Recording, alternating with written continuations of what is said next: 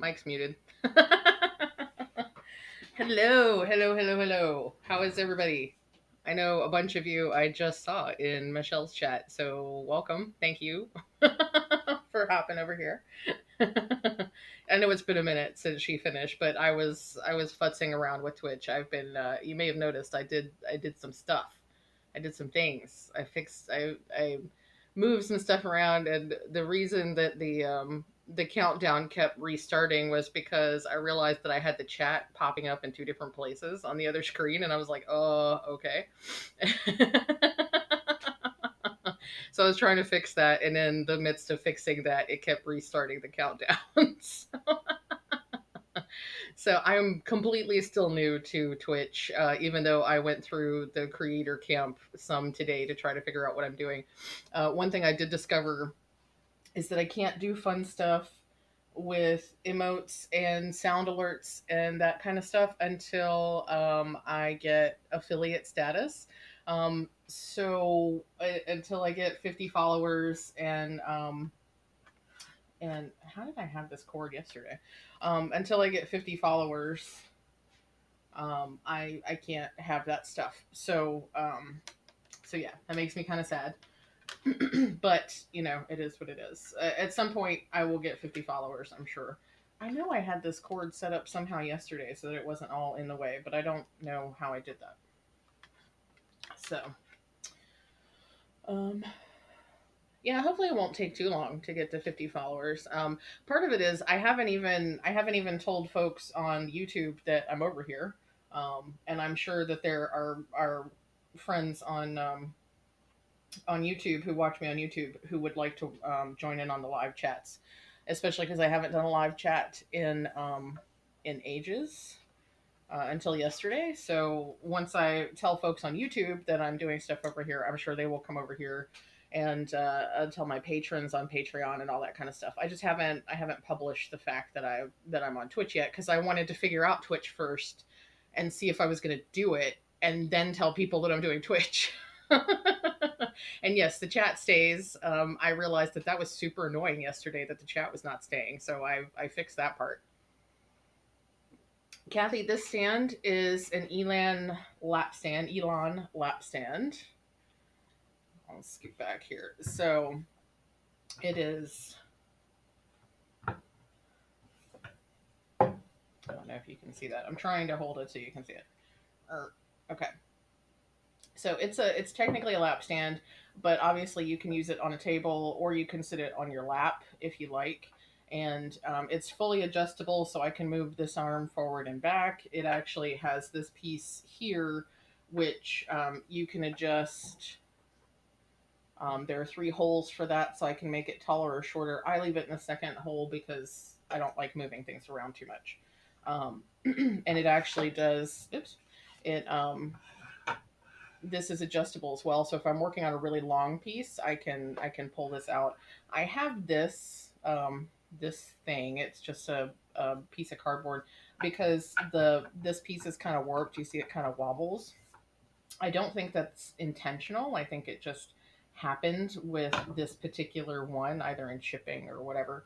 Um, so I do that to keep the stand from wobbling too much. But yeah, this is a fantastic stand. I have loved, loved, loved using it. Um, I do use it in my chair sometimes, but for the most part, Um, I stitch here at the table. So that is how I do. And this is available from Artisan Designs. They make everything by hand out of real wood, which is fantastic. So they do take a while to produce and ship things, but it's totally worth it. So I ordered this. I got it. It was shipped to me around my birthday, not in 2021, but in 2020. I think I ordered it beginning of the year in 2020. So obviously, COVID was an issue. The pandemic was an issue. But it took a few months to get it once I ordered it. You do a lot of stitching in the car. Yeah, this stand does travel well. I don't know how well it would work in the car for you, just because it is, I mean, it's solid wood, so it's kind of heavy. Um, but you can unscrew all the bits, and they actually ship it in the travel version so that it's relatively flat. And so that's something that you could do if you want to. I've taken it on vacation with me before. It travels really well. It is heavy, so if you're flying, traveling with it is not the most fun thing, but it does easily travel. There are some other kinds of stands that you could get that might be better for in the car. I haven't used them, so I don't know specifically, but it's a thing that you could do. Yeah, Delilah, these Elon lap stands are absolutely fabulous. I've actually been considering getting a second one, because, and this is going to sound really silly, but but this is how I do. So sometimes it's annoying to take a piece in and out of the frame. So I kind of want to get a second lap stand so that I can have, because I want to do 25/7 or something like that. But for me, taking a piece on and off the stand every day so that I can work on something different, is annoying, and it prevents me from switching out projects.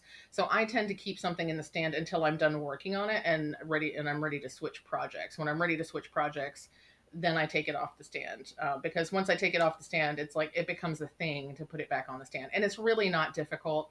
It's literally, this is how you take a thing out of the stand. So I'm unscrewing this piece, boom, it's off the stand, and then I slide it back in here and screw this back down, and boom, it's back in the stand. That's literally all it takes. But my brain, my brain being what it is. The only other thing you have to do sometimes, you can see this little elastic band. I'm not going to take it apart right now, but you can see this elastic band. There are actually spacers. There's one on the top and one on the bottom, that are uh, little wooden spacers, basically, that are made to hold a hoop like this. So you use the spacers when you want to use a hoop so that it holds the hoop in there tightly. You can use a Q snap with this. And with a Q snap, you only need one of the spacers. I usually leave the top spacer on so that there's a flat surface, and then the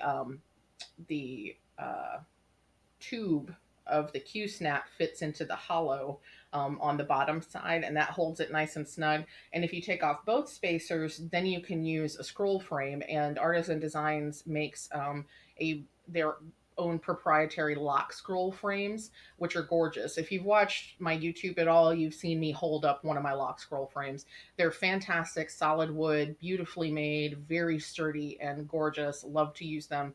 And this is designed specifically to hold those. And then when you purchase it, it comes with the conversion kit so that you can use, hoops like this, or Q snaps as well. So all of that is included with it. Yeah, Rachel flew with hers.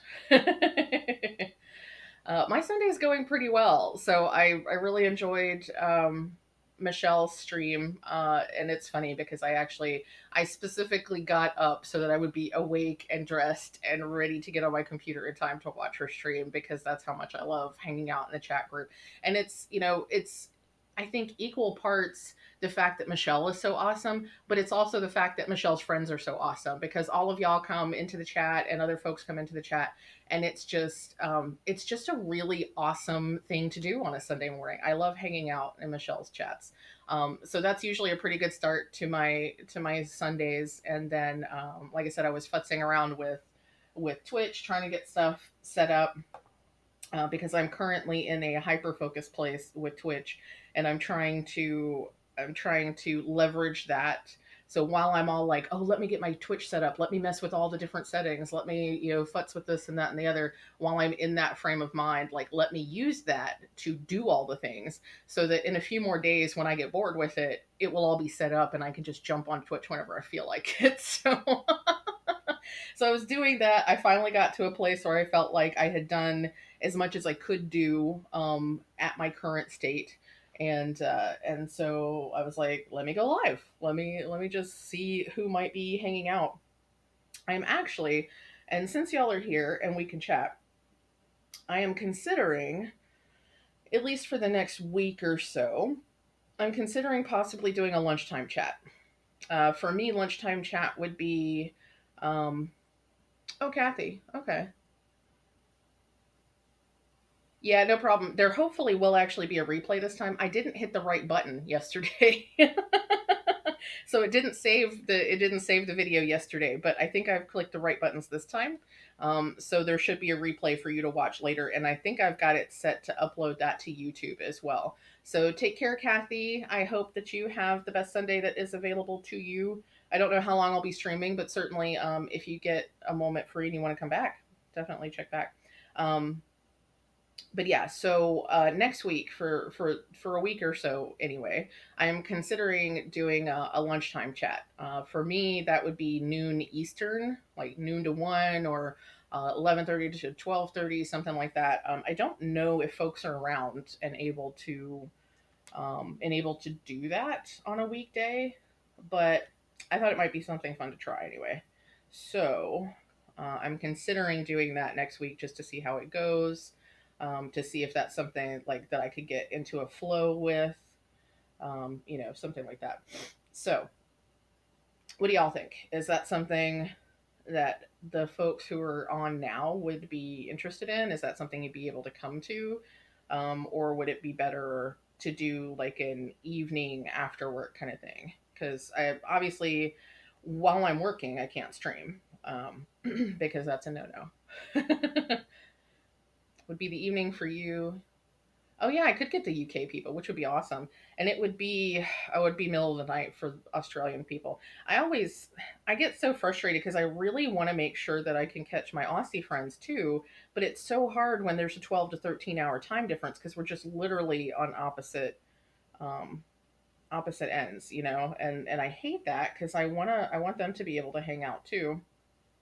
But yeah, so I guess for folks over in Europe, that would be fantastic. And there are a fair number of you. I've got friends in the Netherlands and Germany and um, in the UK and Ireland, obviously.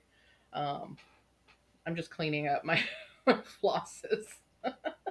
I know this is super interesting for y'all to watch, but I'm just like, I feel like my mouth is running a mile a minute. So I feel like I at least have something to talk about. So yeah, I might try that. Do some stitchy. I might do knitting, because that's easier. Okay, I'm just gonna stop fiddling with this because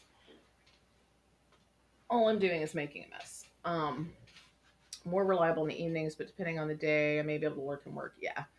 See, I can jump on Twitch when somebody else is streaming during work. That's not a problem at all because I can hang out while somebody else is chatting and I can totally get some work done, but I can't stream while I'm working.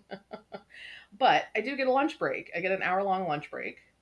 And Adam will be at work this next week. He's working day shift this week. So I'll be all by my lonesome. And it'll give me something to do on my lunch break besides watch TV, which is kind of all that I do on my lunch break these days. So yeah, so I'll try that at least a day or two. Maybe the whole week if that works out. It's harder for me to do things after work just because sometimes I'm so brain dead after work.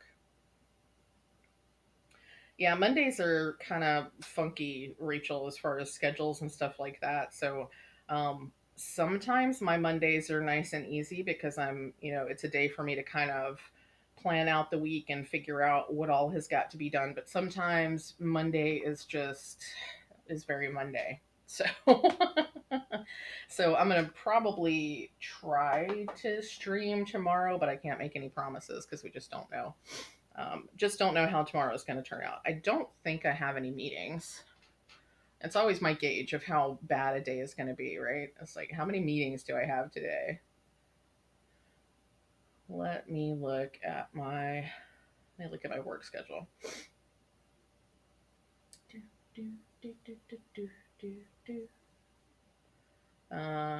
Let's see. Okay, so I just have my regular weekly meeting. Tuesday is the funky day. Yeah, Tuesday I may not be able to stream, because Tuesdays are generally pretty heavy for me. I have weekly reports I have to do. It looks like I got a bunch of meetings this coming Tuesday. Alora, we're so on the same page. Yeah, I check my calendar to see just how many meetings I have to see how awful the day is going to be. I hate meetings. I really, really hate meetings. Like I enjoy a chat. Like this is fun, but work meetings are blah. I don't like them. Don't like them, Sam. I am. So, how are y'all doing this Sunday? How are things for you? I am. I'm super excited about when I finally get to have um, sound alerts and stuff. I've already got a couple of things picked out that I'm excited for y'all to be able to use your channel points and things on. It's gonna be so fun. It's gonna be so fun. I'm so excited. So yeah, I can't wait for that. So tell all your friends to come and follow me so that we can get sound alerts. Because that's what it's about, right? It's all about the emotes and the sound alerts. That's all it is. At least for me. I don't know why it's such a thing for me. I love the sound alerts. I love making things happen on people's channels. Um, and it's something that I'm kind of sad about on Michelle's channel because she doesn't have a lot of stuff for me to spend my channel points on. I have like 1,000 channel points, or no, I have 9,000 channel points over on her Twitch because the only thing I can turn it in for is like hydrates and stuff, which is important. But yeah, I don't have anything to spend on. So I'm gonna give y'all lots and lots and lots of things to spend your channel points on, just so you know, because that's how I am. Sitting down to knit, dinner's on, about to watch Wheel of Time. Are you just started? You said you were on like episode 4 or something, didn't you, Rachel? So you're like halfway through the brand new season, or the first season, the current season. What did I watch? I just watched something. I watched a lot of movies this week. I'm kind of in a show hole with my television series, and I was watching Doctor Who. I was rewatching Doctor Who, and I got to season 8. I believe it's season 8, the second season with Peter Capaldi, and I just sort of suddenly couldn't make myself continue watching it. So I don't know if I'll go back to that at some point. You have to understand Twitch and channel points. I just turn it up and listen for the most part. Yeah, that's totally fine. It's valid, Alora. It really is. Um, I don't understand much about Twitch. I just really love goofy sound alerts. I really do. But yeah, because it's just fun and silly. It's just fun and silly. That's all it really is. That's what it boils down to. But yeah, I don't really completely understand channel points either myself, other than sometimes you can use them for fun things. That's it's about all I know. Okay, shall we get in here to some stitching? Let's get into some stitching. So I was talking about Doctor Who. Um, and I like Peter Capaldi. I like his doctor. It's not that I have anything against the Peter Capaldi doctor. Um, but for some reason, I don't know. I got past Matt Smith and I watched the first season with Capaldi, and I just couldn't stay stuck into it. And I'm not really sure why, especially because the second season with Peter Capaldi is actually some of my favorite episodes. A lot of really fun stuff happens with Clara, and uh, one of my absolute favorite episodes of Doctor Who altogether is in Peter Capaldi's second season. So, like, I want to get there. Um, Delilah, probably nobody has channel points here yet because I don't think I have channel points. It's one of those things you have to, it's sort of like YouTube with the monetization and stuff. You have to get to a certain level before a channel has points. So right now, the only reward you get for watching is the fact that you're watching and you get to chat with people. That's all you get from me for the time being. Which I guess is good. I mean, it's all good. But at some point, there will be channel points that you can turn in, and you can do fun things like, I'll have sound alerts. And to use Rachel's channel as an example, so she has things like, um, tell her to drink, tell her to take a drink, tell her to stretch. You can turn in points to get her to give Luna a treat. and different things like that. So that's the kind of stuff. And I know Michelle has hydrate as one of her things because we all forget to drink our water. We have our water sitting next to us, but we forget to drink it. So that's a thing. I will likely have something like that on mine as well, just because I may not be very good at remembering to drink. I talk a lot and I talk fast sometimes, and I just kind of get get really revved up and then forget that I'm a human being who needs moisture to live.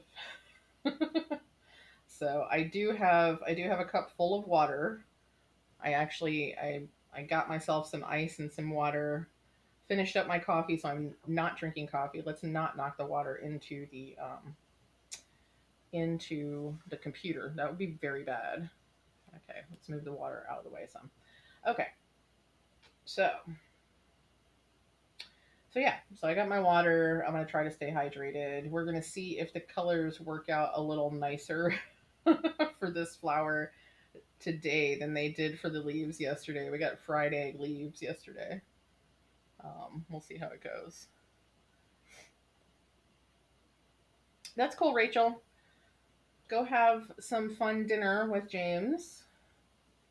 Hope things are going well for the two of you today.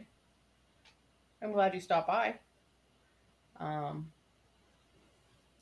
but yeah, so after stopping watching Doctor Who, I was kind of bouncing around watching a lot of different stuff. I just got to a point where I couldn't settle on a television show. All of my weekly shows are in hiatus right now, and probably indefinitely so. Like, I know I just found out that Grey's Anatomy is taking a break from production because of Omicron. So that's likely to continue to be the case for a lot of different shows. So my regular weekly stuff is not on, and there's nothing that I haven't watched a billion times that's available to me. So I just started watching some movies, and I've discovered that Netflix's recommendations, they have that little percentage thing that tells you this is supposed to be a really good match for you or this is not a good match for you. I was looking at that and kind of picking movies based on that, and I've discovered that Netflix really doesn't know me as well as Netflix would like to think. Because I watched several movies that it rated in like the 90s, the high 90s, 98% match, 96% match, and these were not movies that matched that well for me. They really were not. Oh, so you watched the original Doctor Who, Alora?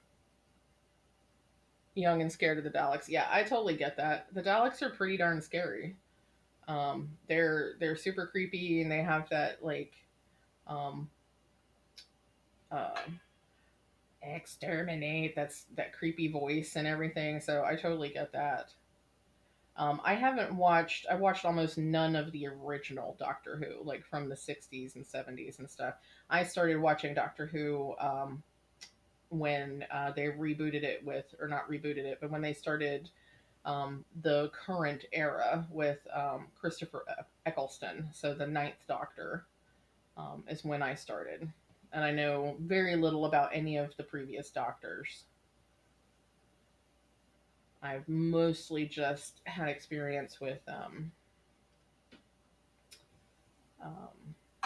oops, mostly just had experience with those through watching retrospectives and things like that.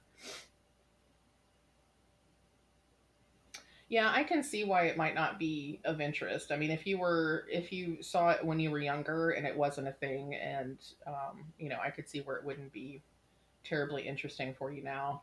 I'm curious to see who the next Doctor will be. There was such a hubbub when they brought on the current Doctor, and I can't remember the actress's name.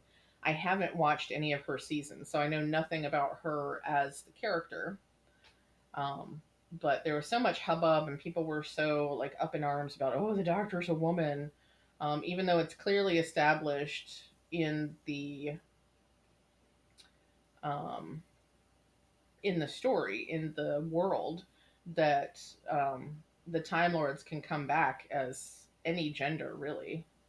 They don't have to always be guys. The master has not always been a man, so there's no reason that the doctor should have to keep coming back as a man. But I imagine that they will go back to another male actor after, oh, Jodie Whittaker, that's her name. So I've heard lots of stuff about the idea that Jodie Whittaker is the doctor. Like Doctor Who now doesn't feel like Doctor Who, but I haven't watched it myself to know how that's going. Yeah, some people really were horrified, and I thought that that was ridiculous. Like, why is that such a big deal? There's literally no reason that the doctor can't be female. There's no reason the doctor can't be pretty much any humanoid anything. The doctor can be literally anyone or anything. So the idea that people are up in arms because the doctor's a woman is just ridiculous to me. It's like, come on now. Honestly, one person that I would love to see play the doctor is Idris Elba. I really want to see Idris Elba. Kathy, you really do love Jodie Whittaker. I mean, I have to watch her. That's part of the reason that I started my rewatch in the first place. I wanted to catch up with the seasons of Capaldi that I had not seen and actually watch the Jodie Whittaker seasons. And I don't know. I'm not in it. And I don't know why. Maybe it's just not the season of the Doctor anymore. I don't know. But so these movies I've been watching, one of the movies I watched was this movie called Mind Gamers. It stars, and I don't know any of the actors' names. It stars the dude. I don't know if any of y'all watched Prodigal Son, which was on CBS. Yeah, Matt Smith is a lot of people's favorite doctor. And I will say, when I first watched Matt Smith, I was not a fan. I was diehard David Tennant. David Tennant was like my dream doctor, and I couldn't fathom anybody else. I was so attached to him. It was so hard to see the transition between him and Matt Smith. And then towards the end of Matt's run, I actually finally um, developed a kinship with him. I developed an interest in him, not an interest. I grew into my love for him. And so by the end of it, I really was sad to see him go. But I didn't have the same kind of trauma with the switch over between Matt Smith and Peter Capaldi that I had had between David Tennant and Matt Smith. And it's so funny because when I rewatched it, I actually found that I didn't care for David Tennant as much this go round as I did Matt Smith. I actually had so much more warm feelings for Matt Smith this go around than I did for David Tennant. And it was so weird. It was so weird. Um, and I guess, maybe it's just owing to the fact that I'm in a different place myself. So I see the doctor differently. I resonate with the doctor differently than I used to. I don't know, but it was interesting to me. I was like, that is some kind of funny that now Matt Smith really resonates with me in a way that he didn't before, and David Tennant no longer resonates the way he did. So that was interesting. But yeah, Matt Smith is a fantastic doctor. Yeah, I've heard that the multiple companion things is definitely strange. Yeah. Yeah, David Tennant is an actor, is one of my favorite human beings. I love him as an actor. He's fantastic.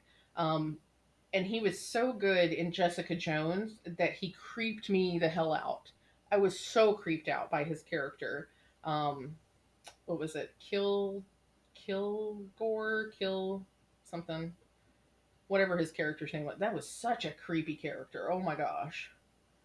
Um, just he played it so well, and it was so hard to. Maybe that's why I feel differently about David Tennant, because now I've seen him in that role, and so the doctor, David Tennant as the doctor, just doesn't feel the same. I don't know. That's kind of funny.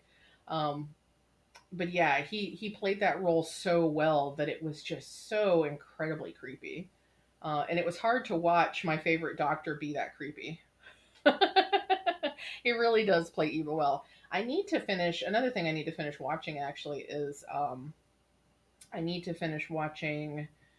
Um, oh goodness, The series with based on the book by Neil Gaiman and Terry Pratchett, Good Omens. I need to finish watching Good Omens. I've watched a couple of episodes, but it wasn't grabbing me. I loved the book.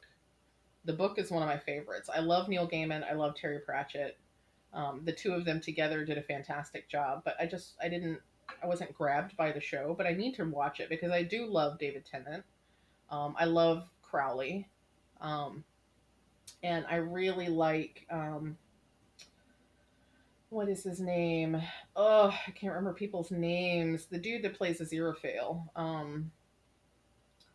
It's Matt something, who was incidentally also on Prodigal Son, interestingly enough. Um, Funny how we come back full circle, isn't it? Oh goodness. But yeah, it's a show I need to watch. I need to watch it. Um, Especially because I am curious to see where they took the show compared to how the book went. I've been trying really hard. I'm not usually very good at the whole um, being settled with film adaptations of books. Usually, I have a really hard time with it. And I've been trying to be better about that, especially when it comes to Neil Gaiman's works, because so often Neil Gaiman actually works on the adaptations of his own stories. Oops. And so when they make changes, like he's involved in those changes, and so I know that if the original creator is involved in the changes, then it must be okay. But I still can't get past some of the changes that they make because sometimes they change things that I feel are integral to the original story. And if oops, if that's changed, then it kind of hurts the story. Rose's last episode, the scene on, oh yeah, Bad Wolf Bay. I'm burning up a sun just to say goodbye. That's one of the hard ones. Yeah, that one was rough. Um, yeah. Some of those episodes, and I will say I do really enjoy the Rose and David Tennant interaction. It's interesting how the chemistry works with some doctors and some companions, but not others. So like uh, Clara, for example. So Clara and Matt Smith, I love that combination. His doctor and Clara are such a fantastic pair. And it's like the quasi romantic, but not really romantic kind of situation. And I really love their chemistry and their interaction. And I don't dislike Clara with Peter Capaldi, but it's very, very different. Um, Very, very different. And obviously, the Doctor is very different when he changes into Peter Capaldi. But but yeah, no one fit with Rose as well as David Tennant did. It was a very special relationship.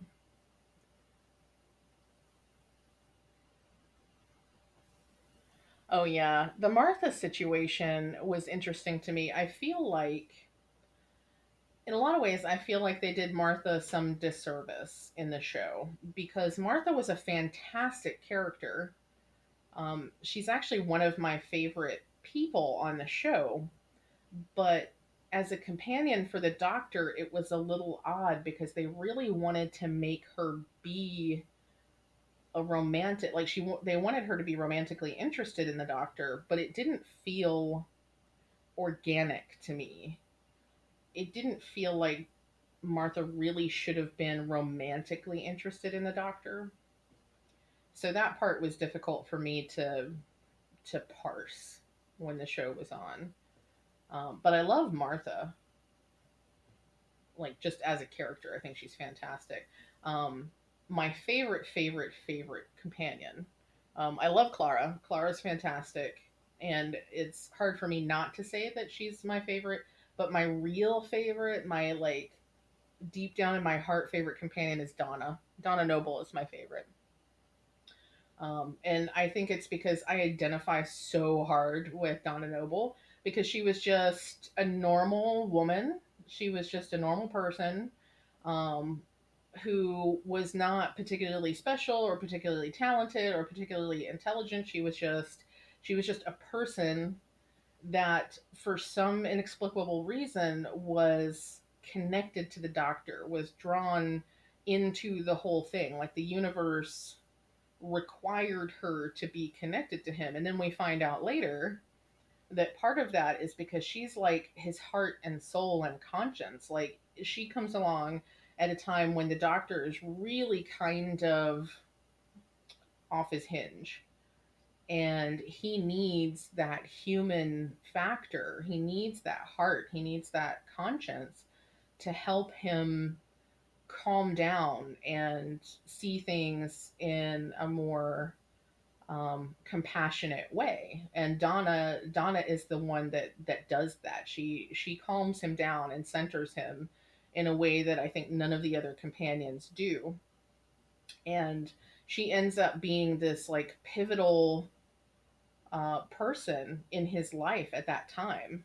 And there's that whole episode, or it might be two episodes, turn left or turn left, yeah, where we discover that if Donna wasn't there for the Doctor, that everything would have gone horribly awry. And I think the fact that she is so pivotal and so important is why I love her so much, because she was just a person, but she was so important for the fact that she was just a person. And she's my favorite. Yeah, the love didn't fit with Martha's personality and character. It really didn't. Martha was always too independent for that kind of unrequited love. I felt like she was not the kind of person who would have wasted a bunch of time pining over somebody that obviously was not going to be capable of being there for her in that way. So I never felt like I felt like I always felt like they did Martha a disservice. Though I will say, the episode where where Martha ends up walking the entire world basically, um, to tell everybody about the Doctor, that is a fantastic episode. That kind of brings it all around and lets Martha be the incredibly fabulous, strong character that she is, I think. And I think there was supposed to be like a whole series based on her and Unit, and then it never came to fruition, which is a shame because that actress is fabulous.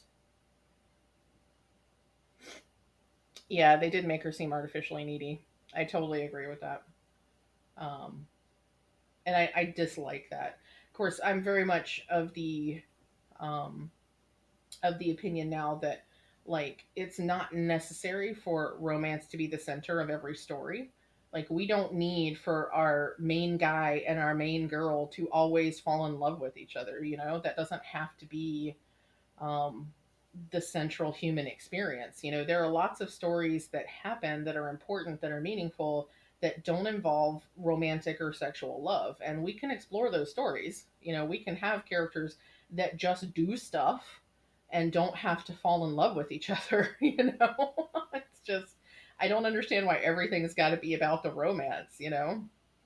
There's so much more to life.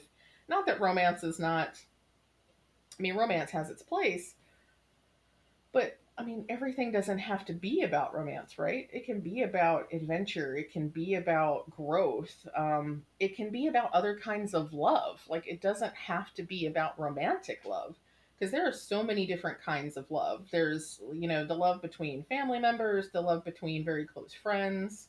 There's just all kinds of different types of love and different kinds of relationships. And I would love to see more stories explore that stuff, instead of being so tied to the heteronormative, cisgender binary, all this stuff, where it's like man woman must mate. I just don't understand why it's got to be like that.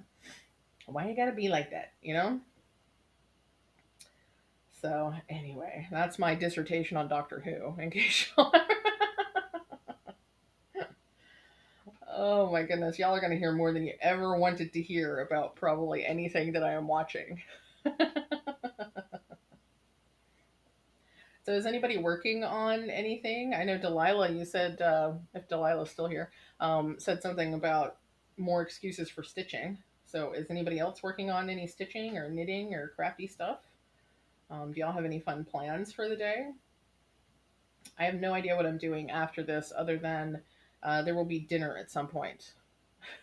Dinner will happen at some point. Beyond that, it's just me and the cats and whatever I get up to.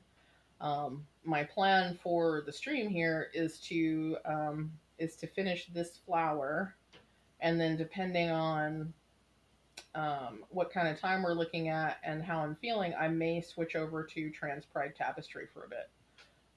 So we'll see how that goes. But I thought I would go ahead and at least finish out the couple of sections I have on this, and then I can set it aside until I find the pattern where I can figure out what black work I still need to do. And Trans Pride is going to be a little bit difficult to work on during a stream just because the fabric is difficult. The threads are difficult to see, so the holes are kind of rough. It's going to be especially rough after using it and working on this Ada. But the stitching that I'm about to do on it is mostly fill-in stitching, so it should be okay. It shouldn't be too much of a problem.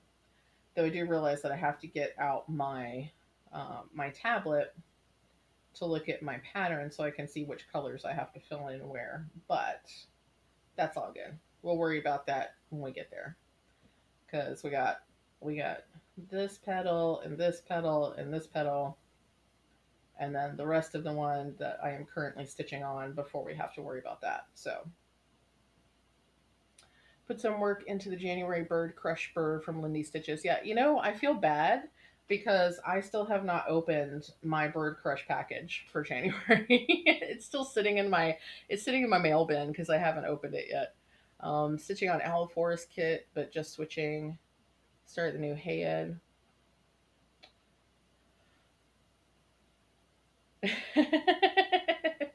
Put in a few stitches before setting it aside and forgetting about it. I know that feel. I totally know that feel. That's pretty much what I've done with my large full coverage pieces. They're on my WIPGO board though, so they'll come back out at some point this year. It'll happen. It'll just be a little while because it's difficult to really get in the mode to work on something that intense. But yeah. So I really need to open up my Lindy Stitches Bird Crush package. I'm not sure why I haven't. Sometimes I do that. I'll buy a thing and then it'll come in and I'll just let it sit. I don't know why. Sometimes I'm so excited I can't wait to open up that package, and other times I'm just like, I'll get to it. I'll get to it. It's not because I'm not excited about the whole Bird Crush thing. I love the whole idea of it. I think part of it was I think other people started getting their Bird Crush packages before I did, so it wasn't a surprise by the time I got it. So that kind of reduces the excitement for me when I already know what's in it. So yeah, but still good. Off to clean the car and small road trip. Awesome. Well, have a fun road trip. Be safe, and that's not just pandemic wise. Just be safe on the road. I hope you enjoy. And you're very welcome for the company. I appreciate you jumping in. It's going to be a pretty chill stream. I was I was going to put some music on because I figured out how to add music into the stream, but the issue is that it was creating some really awful feedback when I tried to listen to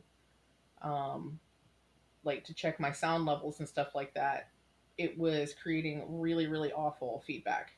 So, so yeah, I chose not to have the music on the stream because I didn't want y'all to have to listen to screechy horribleness the whole time.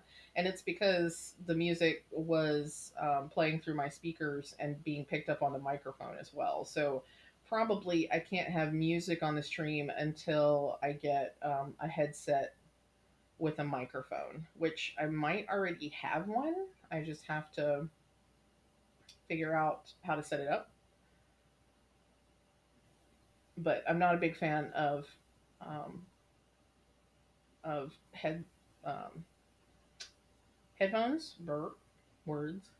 Not a big fan of headphones. I have a lapel mic, which I actually really enjoy using, but I can't listen to anything on my computer while the lapel mic is plugged in. So that means I couldn't listen to the music. I'd be able to keep y'all from hearing the feedback and stuff, but I wouldn't be able to listen to the music myself. So that would suck. But yeah, the lapel mic would be nice, except because I could hang it right here. Though it might be really loud. I'd have to learn to be quiet. I'm not real good at modulating my voice volume, but it is what it is. I get excited and I get loud. And sometimes I'm loud because I know that my microphone is way over here. And I just want to make sure that you can hear me. But the sound levels seem okay. They're like going up more than halfway on the little dialy thing. So I guess we're good. I guess we're good. But it would probably make sense to have like a headset and have the microphone right here. I know a lot of streamers do the whole headset microphone thing. It's a thing. But yeah, I don't know. I do not know. Let's see. Where shall we go with the color next? What do y'all think? I think it's not too far if I move to this spot. All good here, but I know nothing. You know plenty, I'm sure. We don't have to talk about Doctor Who. We can talk about other stuff, especially because I think Kathy is Kathy still here. We were talking about Doctor Who, but if the Doctor Who folks have left, then we can talk about totally anything else. Y'all are welcome to ask questions, suggest topics of conversation. I probably have something to say about most anything, so so yeah, feel free to ask questions. I'm trying to keep up, keep checking the chat. It helps that that it's a much more, well, I shouldn't say much more chill chat. Yesterday was pretty chill too, but it's very chill today. There's just a few of us hanging out and chatting, so it's much easier for me to do some stitching and look up occasionally and see if there's anything in the chat. So feel free to ask questions. Feel free to. You are still here, Kathy. Okay. Yeah, feel free to ask questions. Um, Offer topics to talk about. Share news about your day, whatever's going on with you. Because I can definitely keep talking, but it does help to have suggestions for topics of conversation. Because otherwise, I'll just keep droning on about what I've been watching on Netflix. Very impressed at anyone who streams. I can promise you never will. I never thought that I would do videos either. Honestly, it was never a thing I even considered until I started watching Rachel's channel. Now, Rachel and I have been friends for ages and ages, but we lost touch for quite a while because she moved to Korea, to South Korea, to be an English teacher. And it wasn't like we intentionally parted ways or anything like that. It was just circumstantial because the 13-hour time difference. We tried to stay in touch and stuff, but it was difficult. And, so we kind of lost track for a little bit, but she started making videos and I started reconnecting with her through that. And I've been very thankful. And then, I started learning about this whole floss tube thing, and Rachel was already making crafting videos, and she started a floss tube, and that inspired me to start a floss tube because I'm like, well, I can't talk about diamond painting. I was trying to make some diamond painting videos, but it's really not my forte. And I was like, I can't really talk about diamond painting, but you know what? I can talk about cross stitch. Like, I can do this. And so I jumped in, and it's been awesome. I've met some fantastic people, some of which are right here in this room right now. So it's, I've met so many awesome people. It's been really great. Talk about whatever. A big Doctor Who fan. Just watch because everyone else in the family loves it. Yeah, I get it. Yeah. I'm trying to think of things I used to watch just because everybody else loved it. Um, I'm not real good at that. Watching something because other people love it. Like if me and Adam watch a movie together, for example, he really likes action movies. And he really, really wanted to watch some G.I. Joe movie. I don't think it was even the latest one, but it was a G.I. Joe movie from the last few years. I sat and I sat with him while he watched it. I won't say that I watched it with him because that would be disingenuous. I didn't actually watch it. I played on my phone while he watched the movie. Because if I genuinely don't have an interest in something, I really can't sit and watch it. It's painful. It's really, really painful. So I sat with him while he watched it, and I played games on my phone. And that's the kind of thing that I will do. So like if he's desperate to watch something and I want to spend time with him, I will bring in some knitting or stitching or something, or I'll do stuff on my phone. Like I can't sit and watch a thing. And he and I unfortunately often have very different taste in movies. And it can be difficult because he won't watch, not that he won't watch, but he doesn't prefer a lot of the really mind-bending psychological stuff that I enjoy watching. He likes to watch, your basic like dude action movies, and I don't get into those very often.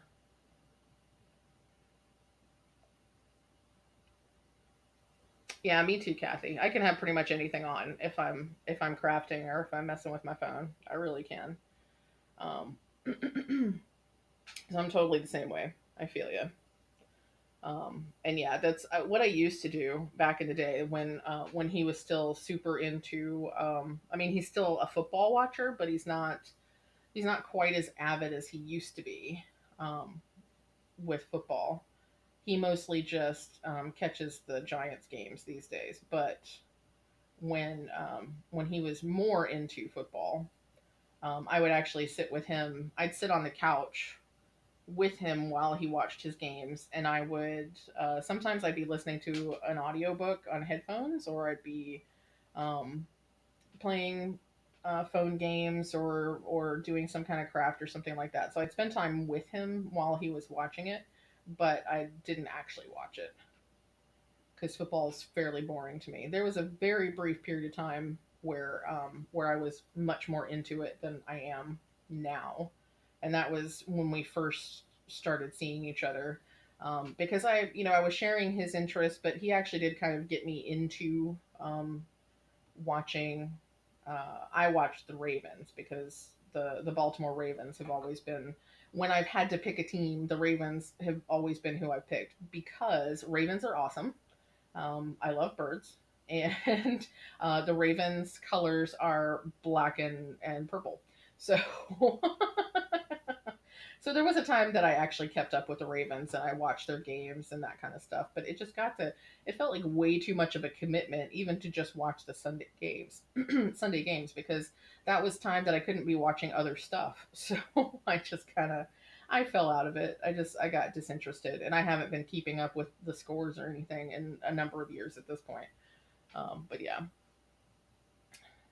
don't have attention span for films much. Tend to stick to TV. Yeah, I get that way a lot. And that's what's so funny. Yeah, you can watch hours and hours of a television show, but somehow you can't sit still for a movie. I am so that way. Which is why it was funny that I actually watched multiple movies over the last few days, and I think it really was just that I had television fatigue or show fatigue because I kept running out of shows to watch, and so I got to the point where it's like, well, let me just watch something that's only meant to last an hour and a half. It's only meant to last 2 hours. And so I just, kept switching back and forth because I was tired of getting really invested in a television show and then running out of episodes to watch. So I just was watching movies. But yeah, most of the time, that's why I watch television shows. Like I can sit and watch 10 hours straight of whatever, but I can't watch a movie because that's just way too much of a time commitment. Like, it makes no sense. A new headlamp. Yeah, when it's non-LED, those lamps really do run out super super quickly. Um, I've seen a lot of people get headlamps on Amazon, and they really like them. I haven't done the headlamp thing. I do have I have a little LED light here next to me. I think I'm gonna come over here with this. I don't know if you can kind of see it. So I have this lamp here, which I don't know if you can really tell. So I have this lamp and it's adjustable. I can't move it very far because the cord is short. So it's adjustable. It actually folds up and all this sort of stuff. So I can kind of like lean it over things, and it's actually got a charging pad, like a wireless charging pad that I never use, but that's part of why I bought it because it's got a wireless charging pad. So I use this, and if I get out trans pride tapestry, I will have to use this because the holes are so small I can't see them. So this works fairly well for like holding right down over the piece to light it up, so that I can see better. And then I also have this is an Light brand lamp. So it's super fancy. Oh yeah, stitching in the car in the winter. Yeah, I can see why you would need a headlamp, especially stitching in the car because you don't want to hold that. So this is a clippy lamp. I got this super cheap. This was back when I still shopped at Hobby Lobby. I got this on sale because it was like an open package thing. Otherwise, I would never have. I wouldn't. I don't say. I shouldn't say I would never have. Otherwise, I probably wouldn't have any Light branded stuff, just because these lamps are expensive. From what I understand, they're worth the money. I just haven't been willing to spend that much on a lamp. But I got this for like $12. And it's battery operated. I think it uses three AAAs, and it lasts a decent amount of time. It is an LED light, and it has like two light settings. I can't show you. I never use this magnifying glass because I can't manage to make magnifying glasses work for me. But this is the other lamp that I do sometimes use because I can clip it. I can clip it onto something. It works better clipping it onto a Q-snap than a hoop. But yeah.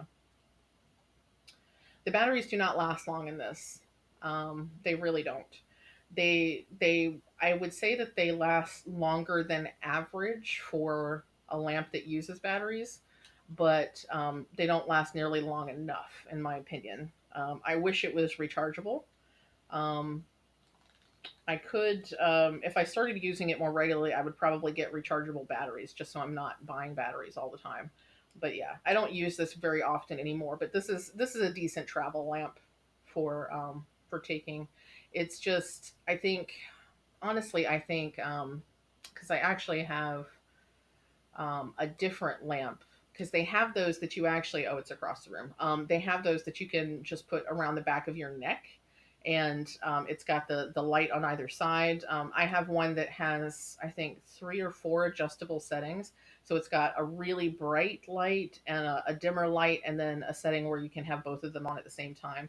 And it's adjustable. You can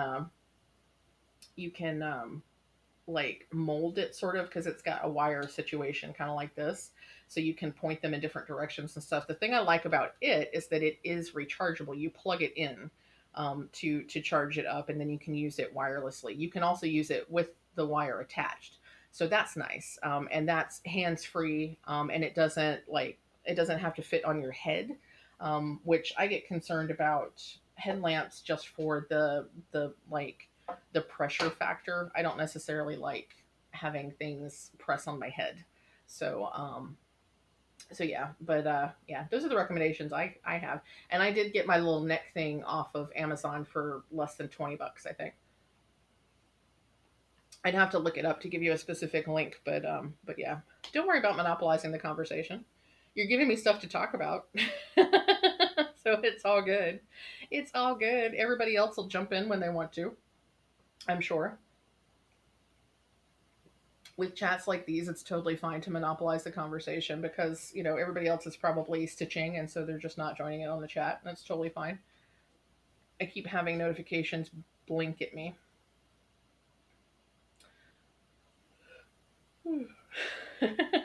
Heike says that she'll join after dinner, which will probably be right about the time that I'm ending ending the stream, which is probably true.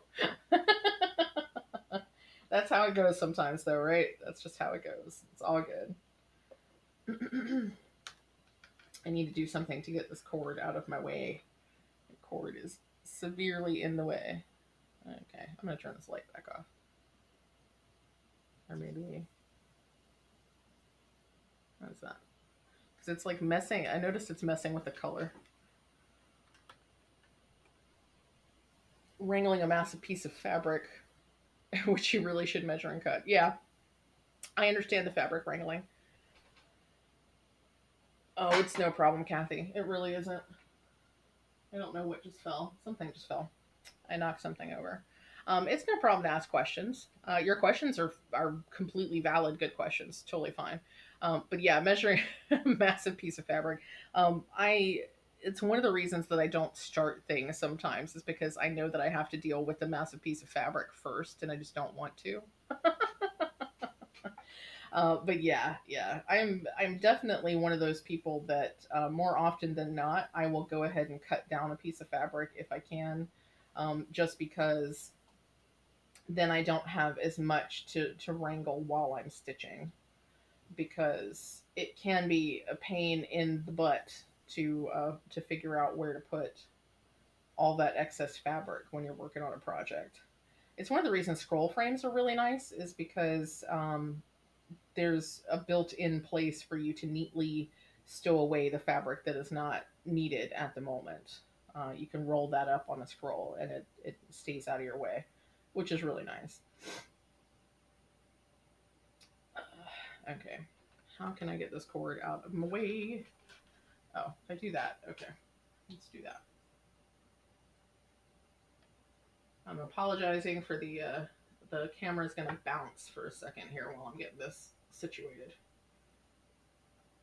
Okay, that should hopefully keep things out of my face. So how long a break did you take from cross stitching, Kathy? Has it been like a long time or a few years? Or I know a lot of folks, like I took a hugely long break in cross stitching because I probably the first cross stitch piece that I finished was back in 2000, sometime between 2002 and 2005. Because I think the first cross stitch piece that I finished, or one of the first pieces that I finished, was actually a piece that I did for my now ex husband's sister when she had her first baby. I did a birth announcement for her when the baby was born. And that's one of the first pieces that I remember finishing. I did a couple of Asian themed design, like uh, they were, I think, Chinese characters with various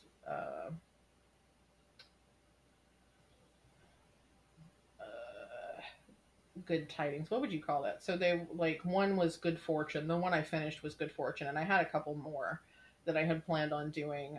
I know I finished that sometime around the same time, and I started a small cross stitch piece with wolves on it that I was going to give to my now ex husband. And when he and I split, I stopped working on that. And really, sometime probably before he and I separated, I think I sort of stopped working on cross stitch stuff, and I packed it all away and then promptly forgot that it existed. And I found it all again shortly after I got back into cross stitching, which was 2018,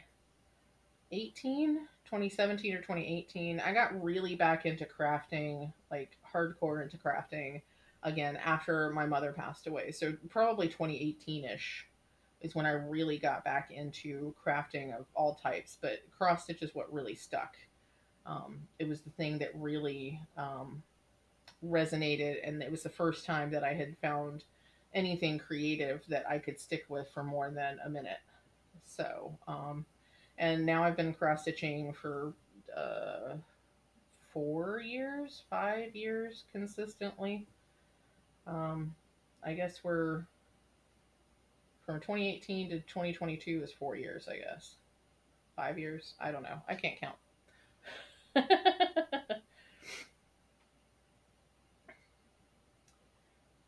Yeah, 4 inch square kits before. Yeah, all the stuff that I did. The biggest piece that I started as one that I still have as a whip that I'm still working on, that celestial piece. But other than that, probably the biggest piece I had worked on up until I restarted was, maybe a 5x7 or something like that. I had not worked on anything large, other than that one piece that I never finished, that I still need to finish. So yeah, I feel you. And it was all kits. I had never done anything that wasn't a kit until I got back into stitching in 2017 or 2018. Yeah, I can understand why full coverage might be more comfortable. It is nice to not have to worry about where your threads are going on the back of the fabric, not having to worry about seeing them and that kind of stuff. Yeah, every other thing that I have done, except for knitting, almost every other crafty thing that I have done, eventually fell by the wayside, because I've gone through the standard, what is a fairly stereotypical ADHD thing with the crafts is I find out about a new craft and I go whole hog into it. I do all the research and learn all about it and buy all the things and all the supplies, and I work with that for, I don't know, 6 months maybe, just long enough to gather all of the things and to do it once or twice, and then all of a sudden I never do it again, and then I'm on to the next thing, and I'm doing the exact same thing with it. I'm buying all of the things and doing all of the research and learning all of the hows and wherefores. So some of the things that I went through before I finally landed on cross stitching, I did some rock painting, some round mandala painting. I did a lot of pour painting. And I tried to get into resin for a hot minute. And resin and me do not mix, as it turns out, because in order for most regular resins, like non UV resins, to set, you need an environment that is probably, 72 to 75 degrees. You need a warm environment for resin to set correctly.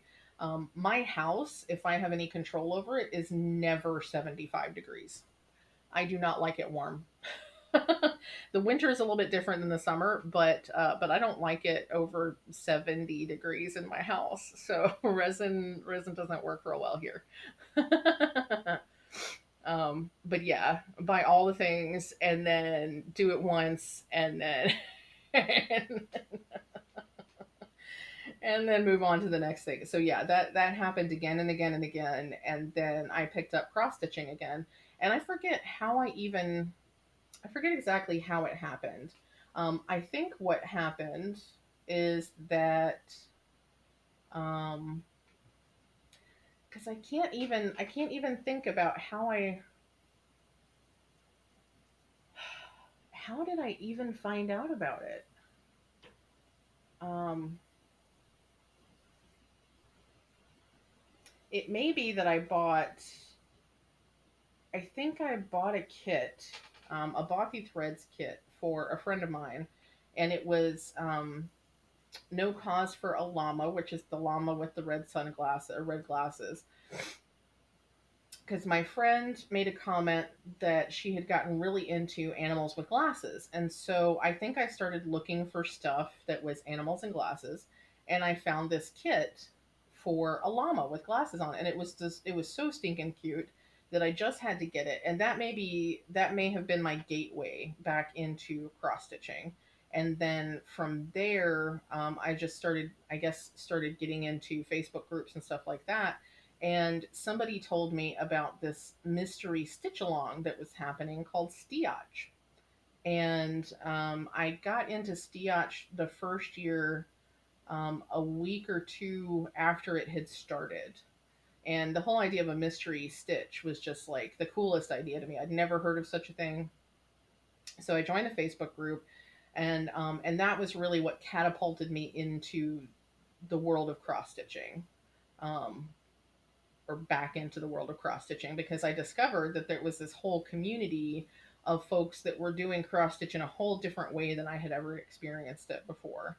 And so I got super into Stiach that year. I captained a team the next year. And in the midst of it all, I learned about floss tube, and started getting connected to the stitchy community, in a larger way. And, all of that led to here. So I'm very, very thankful. However, it initially happened, however, I first heard about Stiach, I'm very, very thankful that I did, because I wouldn't be here today if it were not for Stiach back in 2017 or 2018. So I'm very, very thankful. And I also now have a Golden Girls, a really, really detailed Golden Girls stitch that I'm very happy to have now that they've all passed away. So I'm very, very happy that I have that. Trying diamond painting is what reminded me of cross stitch. Yeah, that might have been a thing too. That may have been part of it for me as well. I know that I was fascinated with diamond paintings when I first learned about them, when I was watching Rachel's videos and stuff like that.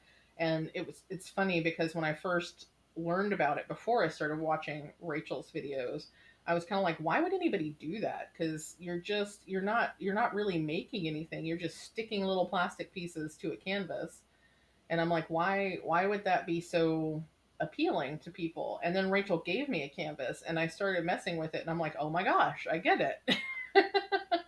Like, I totally get it. It's very relaxing, and it's really nice to feel like you're making a thing, but you don't have to necessarily um, be an artist. Like, you don't have to have all of the creativity to get it made. Sorry. You can buy somebody else's art and make that piece to fit in your home, and feel all that sense of accomplishment without having to design it yourself, or feel like you're a professional artist. And it's just so relaxing. Diamond painting really is relaxing. But I do find that I don't go back to it very often. I have a ton of diamond paintings, but it's just, I don't know. I mean, sometimes I think it would be really good for me to do some diamond paintings because it is so meditative. But I really find that I enjoy my knitting and my cross stitching more overall than I do my diamond painting. So I just don't take my diamond painting out very often.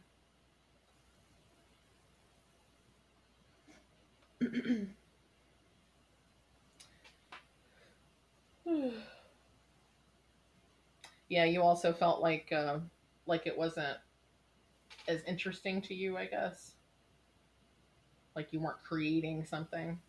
I definitely feel like I'm creating something more when I make a cross stitch, or especially when I'm knitting. Like I'm obviously using somebody else's pattern, but even for all of that, this piece is my piece. There will never be, even if I use the called for colors and the called for fabric, there will never be another piece that is exactly like this piece that I am stitching here today, or like here, or any piece that I have, because I stitched it, and it has my particular um, techniques, and all that sort of stuff just imbued in it. So no matter what, even if my best friend, like me and Rachel and Heike, even if we all use the called for colors and the called for fabrics, um, all of our pieces are going to be just a tiny bit different because there's a little bit of us in those pieces, and I think that's fabulous. And then, of course, you can customize. You can add your own creativity to it. You can do any colors that you want. You can use different flosses, different fabrics. You can tweak parts of the design to suit you more than than they were originally designed, and all this sort of stuff. And I think it's fabulous. It's a great craft and a great hobby where you don't have to be an artist to create something fabulous. You can just be a person who enjoys crafting things, and you can make something beautiful. And I love it. I love it. Zero artistic talent.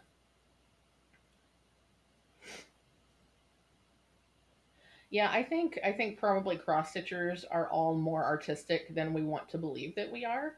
I really feel like we probably are, um, because if you're doing anything that is not just using all of the called for everything, if you're doing any kind of customization at all, then it takes a certain kind of creativity and talent to do that. So I think we're all artists, just maybe not the way that we think of artists in general.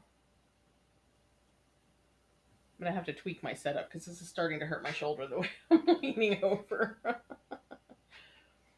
Yeah, cross stitch is definitely more creative, I think, than diamond painting. But diamond painting has its place. It's a very meditative activity, and I do love the fact that when you're done with diamond painting, you have something you can hang on your wall or you can give away. But I do think that I don't find it quite as satisfying as some other things, like cross stitching and knitting and stuff like that. So yeah, definitely agree with that. Goodness. You know what? I probably need to, probably if I bring this down here a little bit so I'm not reaching. I need to adjust my stuff here. You can tell I'm not a regular streaming crafter because I really um, don't know how to set things up so that you can see them, but they're not impossible for me to reach. Oh, goodness. Okay, oops. I shouldn't have done that. I need to go here. There we go. So we're almost done with this last petal. What do y'all think about the way this flower is looking? I like the way this flower's come out. I think it looks much more along the lines of what I wanted the leaves to look like yesterday. So I'm pretty happy with that. So probably I think what I'm gonna do, because my shoulder is starting to hurt and I'm actually getting some eye strain already. Um, I think what I'm gonna do is I'm gonna finish this petal and then I think I'm gonna be done with streaming for the day. Um, because I think that sounds like a good plan. I think I need to go sit in my chair and knit a little bit and let Momo sit in my lap. Though I'll tell y'all, thank you. I appreciate that. I'll tell y'all, I meant to say this earlier on the stream. So, Momo has finally quieted down and is actually sitting in a chair next to me. And she has been the biggest handful all day. And she does this, and I keep thinking when she's doing this that she must want food. And so every time I go into the kitchen, she follows me. She sits in a certain spot and she meows loudly at me. And so she's been given food and she's been given treats. We went round and around, and I was like, you cannot have any more food right now. Like, it is not time for dinner. You cannot have any more food.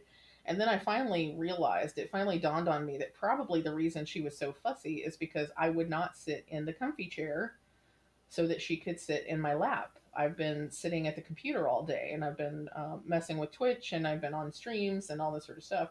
And so finally, when I realized that she must be fussing at me because she really wants to sit with me, I brought the other rolling chair over.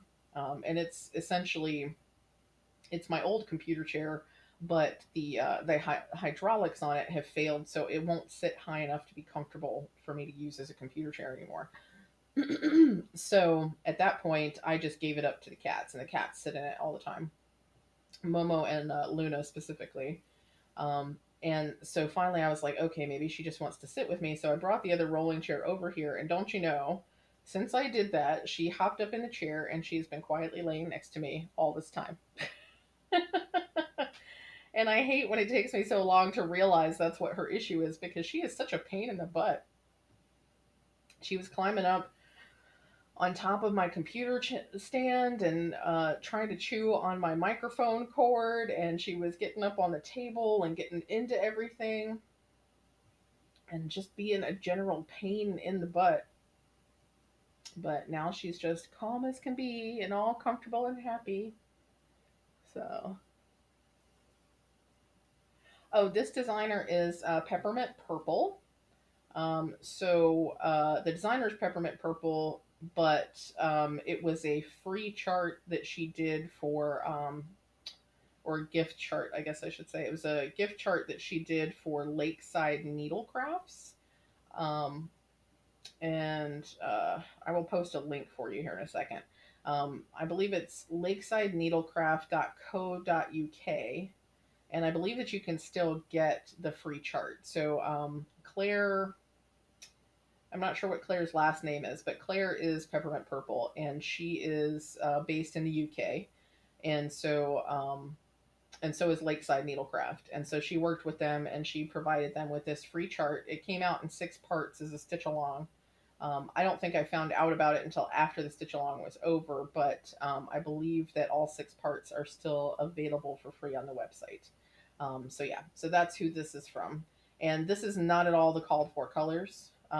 If I remember correctly, the black work is actually charted in 310 black, and I think the flowers are meant to be, they might be 2 different colors, or maybe just one color with some shading. I can't recall because when I found out about this pattern, I had just discovered hand dyed flosses, cotton flosses. And so I had bought these off of Etsy from a shop called Yarn Player, who still dyes threads. So I had bought these fantastic threads, and I decided to stitch it in these beautiful variegated colors. So I don't know that these specific colorways are available right now from Yarn Player, but I do believe that Yarn Player is still on Etsy. But they are in the wait, is Yarn?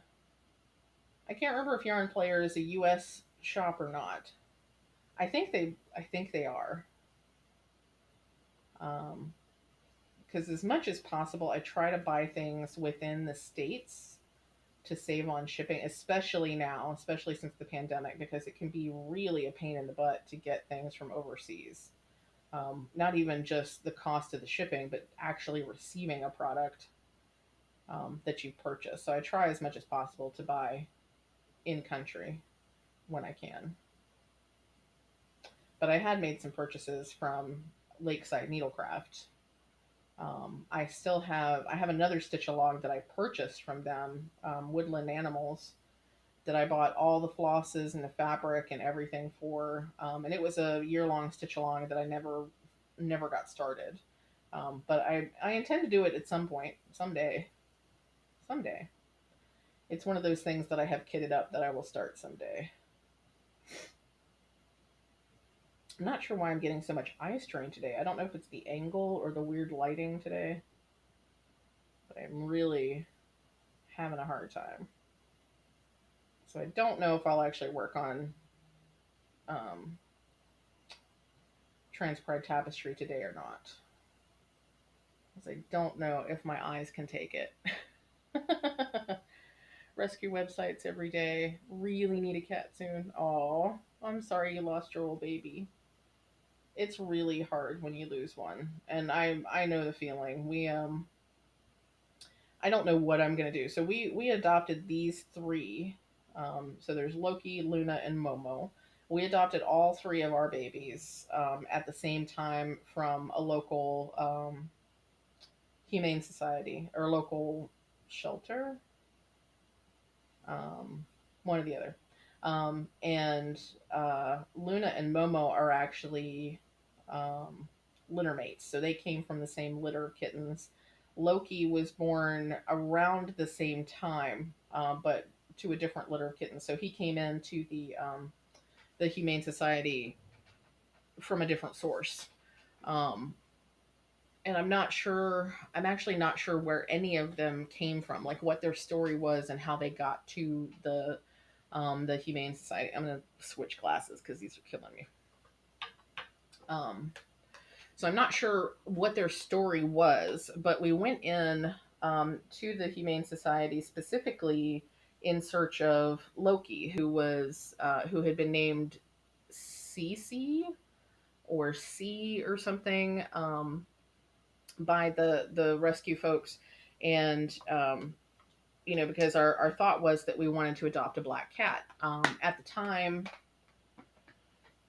we had we still had Goldie, who was my old lady kitty.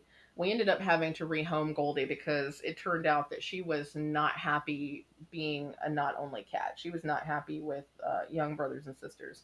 We had to keep all the cats separated, and ultimately it came down to um, her quality of life, because she was by herself in a room all the time.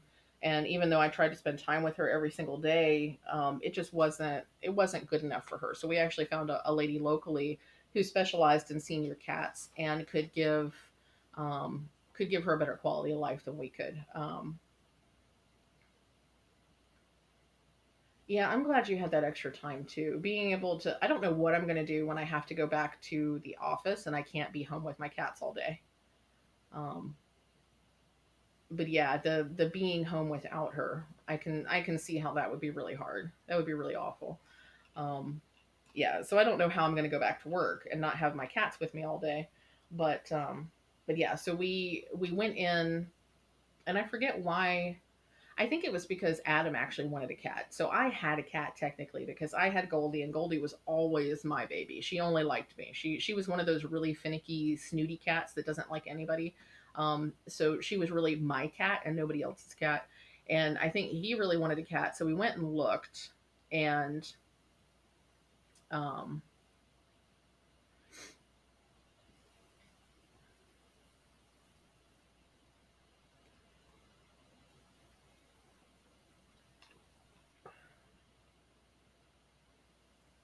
I'll work from home permanently now. Okay, it took me a second to understand what WFH was. um, but yeah, so we went to look at Loki because we knew that they had kittens.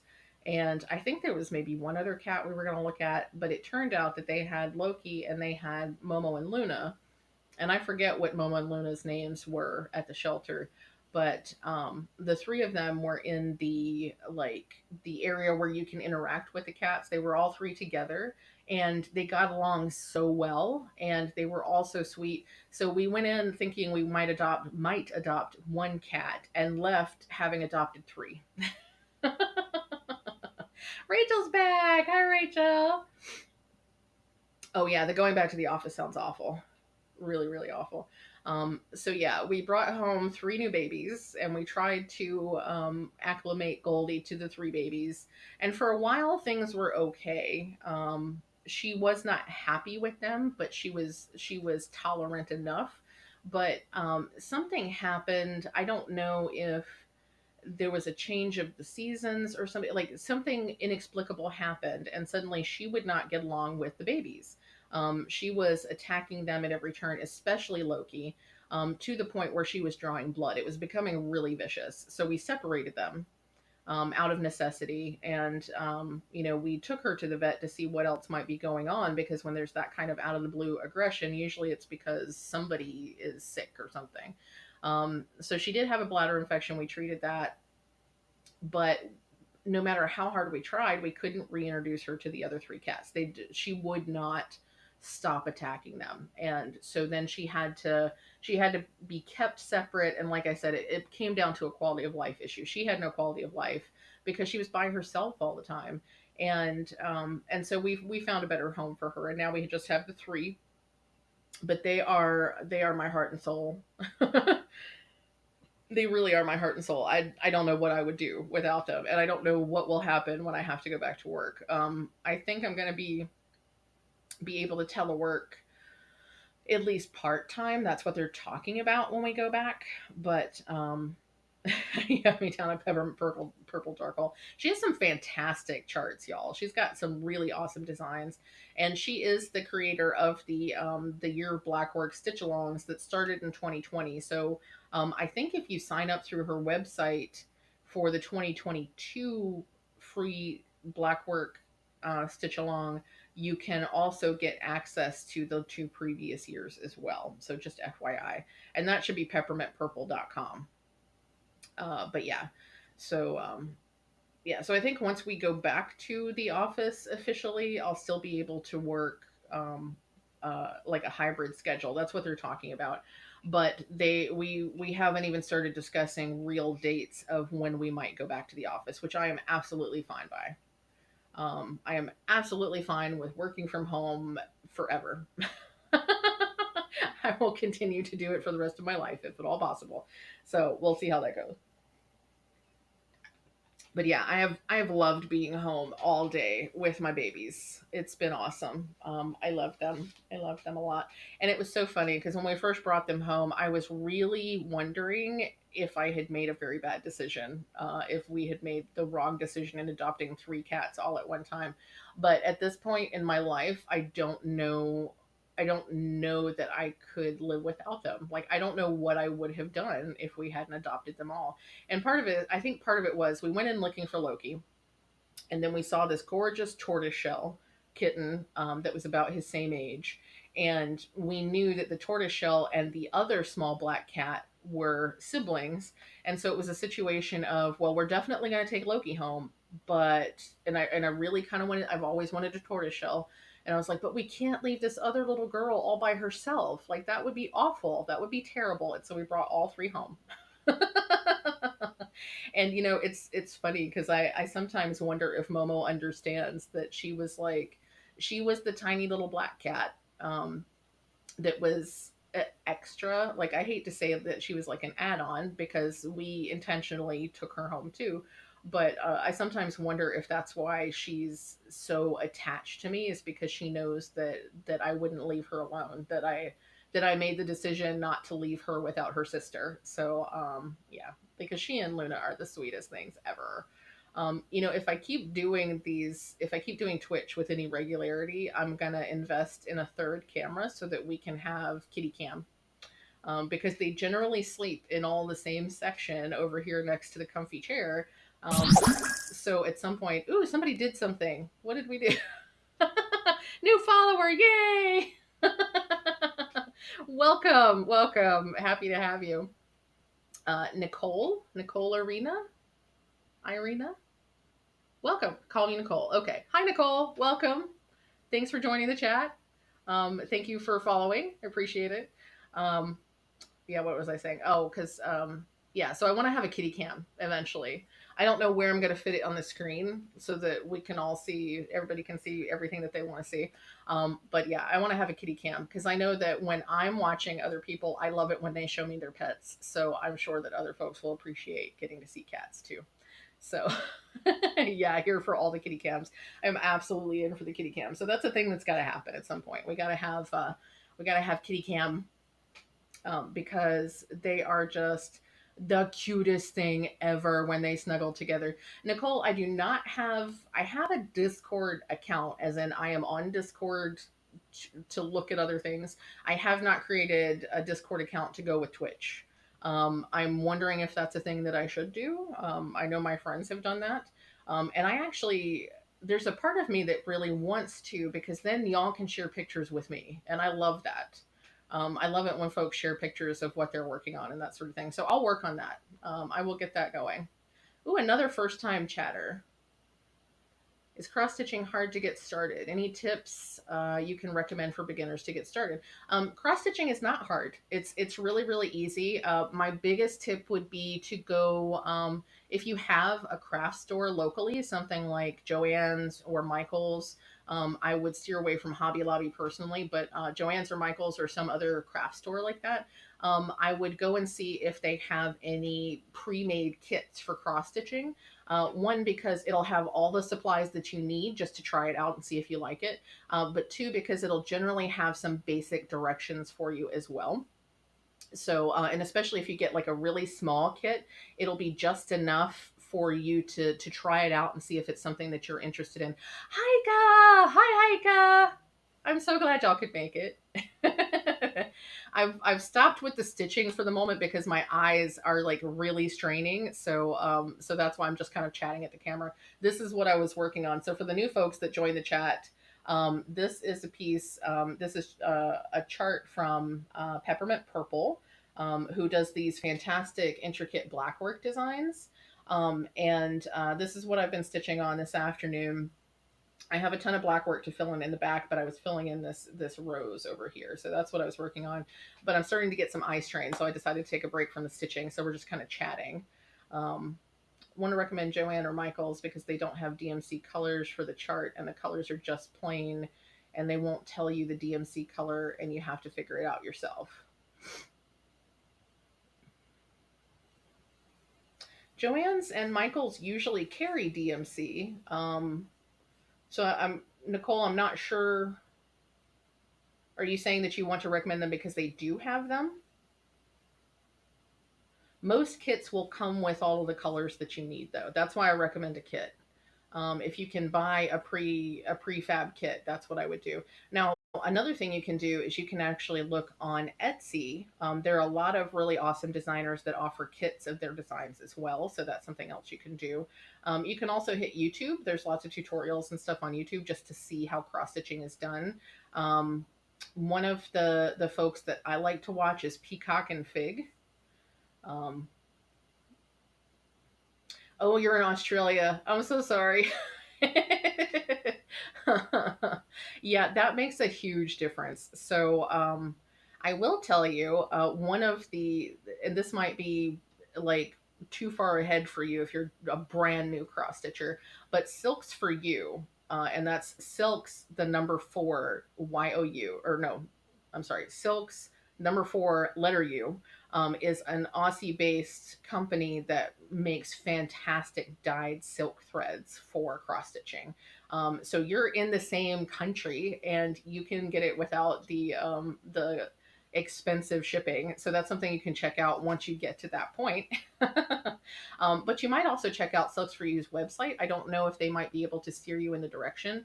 Some designers that I know are in Australia, specifically linenandthreads.com and Fox and Rabbit Designs. It's all the same group. They are based in Australia as well, and they do sell cross stitch charts and stuff. They might actually be able to help you kit up something if you wanted to check with them. They also have some free charts on their website, so that's a good resource for you in Australia. So yeah, and don't do dimensions kits. They're not beginner friendly.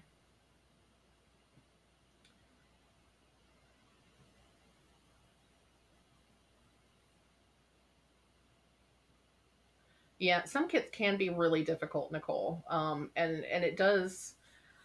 It's kind of hit or miss because Michaels and Joann's are not really interested in being cross stitch specific. But it is one of those things where it's a good place to start.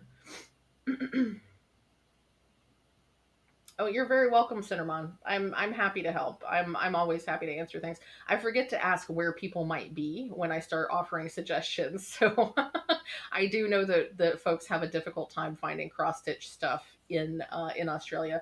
I have a few customers personally that I really want to help with stuff, but it is so hard right now because I can't send anything through USPS to Australia. So I have one order that's been sitting around for months because the only way for me to ship it would be USPS, and it's so expensive to send things through UPS. USPS will not take anything to be sent to Australia. Yeah, googling local needle workshop is a good option too. That's going to help you a lot. So I do have some Aussie friends that I can check with them and see if they have any LNSs that they shop with regularly, and I could probably get that information to you in a future stream. So But welcome, welcome. Happy to have you. I hope that you find some stitchy resources. Let's see. Why is USPS not shipping to Australia and New Zealand? According to the USPS website, it's because of lack of um, personnel, lack of transportation. I think is what they're officially saying. I don't know what that means. I don't know if they're saying that they won't ship to Australia and New Zealand because at the destination there is not enough transportation to get the packages where they need to go, or if they mean there's not enough transportation from the US to those areas to ship packages. But that's what USPS is saying. And I check it once every week or every other week to see if anything's changed. And I'm very frustrated that we still can't send anything. It's really annoying. Insane for the shipping prices. Yeah, most of the goods are good things are overseas. Yeah, Rachel knows all about that in Ireland. It's really hard to find stuff locally in Ireland for crafty things. But yeah, totally get you. Oh, you work at Joann's. Okay. I guess you're probably not in any kind of position to tell them what kind of cross stitchy stuff they should buy. That would be awesome if you were, though. If you could tell them, no, you need to buy kits from this company because these are better kits. That would be awesome. You have a delay again amongst lots of staff or couriers. Yeah, due to increased number of cases. Yeah, yeah, I get it. The cases are going up all over the world, it seems. And unlike the U.S., a lot of countries are actually um, doing things to try to keep cases low or keep them from spreading even further. The U.S. I have some opinions about how the U.S. is handling things, but we won't get into that right now. But yeah, I can imagine it's really rough. It's really rough all over. I'm just going to go ahead and finish off this thread since I'm sitting here. I think I can do this without switching glasses. We'll see. We'll see. Maybe. I'm definitely at that age where I have to hold things back from to be able to see them. I can't see things that are like right up in my face, and it's really annoying. Very, very frustrating because I used to be able to just kind of lean in and see, and I can't do that anymore. All you can do is order and wait. One day it'll rock up on our doors. Yeah, that's kind of how I look at it when I order from out of country. Is I do my best to make sure that there's some kind of tracking for my order so that I can at least check on it once in a while. But then I let go and let God because because you just don't know when it's finally going to show up.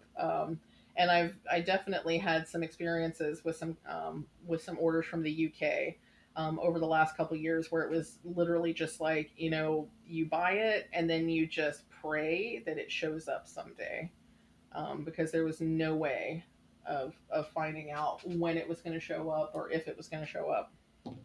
So I'm hoping that there's not a lot of noise on the microphone. Somebody outside in my neighborhood is using a leaf blower or something. Like there's a noise that's happening outside, and I hope that that's not coming through on the microphone. I did set up the microphone to cancel some of the ambient noise because I get a lot of just like air noise for some reason. So hopefully you aren't hearing a whole bunch of noise like I am. My neighbors sounds good. Okay, good. My neighbors, one particular neighbor, for some reason is always doing something in his yard, to his yard. Like he has this giant piece of construction equipment, this like backhoe thing that he keeps at his house because he does these projects, and I'm just like, why? Anyway, that's that's neither here nor there. Ooh, thank you for the follow. I appreciate that. It's been a pretty quiet stream because everybody that was here up until a few minutes ago was somebody who'd already followed. So we just been chatting and chatting. Yeah, the yard dude again. The yard dude again. I swear he's out there with some kind of piece of construction equipment, and it just it makes me bonkers. He makes so much noise and he does so much stuff.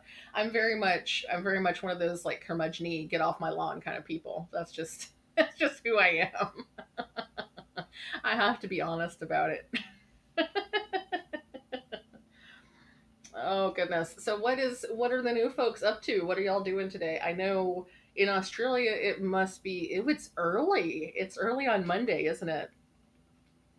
Not a problem. Happy to follow and interested in cross stitching. Hoping to jump in future streams as well. Awesome. Yeah, I was just telling folks, and this may not work for you because I think it'll be like 1 a.m. for you. I was thinking about, because I just started streaming yesterday, literally. Yesterday was my first stream on Twitch. So today is my second stream. And I was thinking about this week doing a lunchtime stream for like an hour or so, just a lunchtime chatty thing. But my lunchtime would be noon Eastern, which would probably be midnight or 1 a.m. Oh, it's 8 a.m. Okay.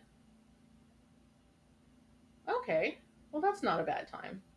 So you're way off from my time. So you're more like 16 hours ahead.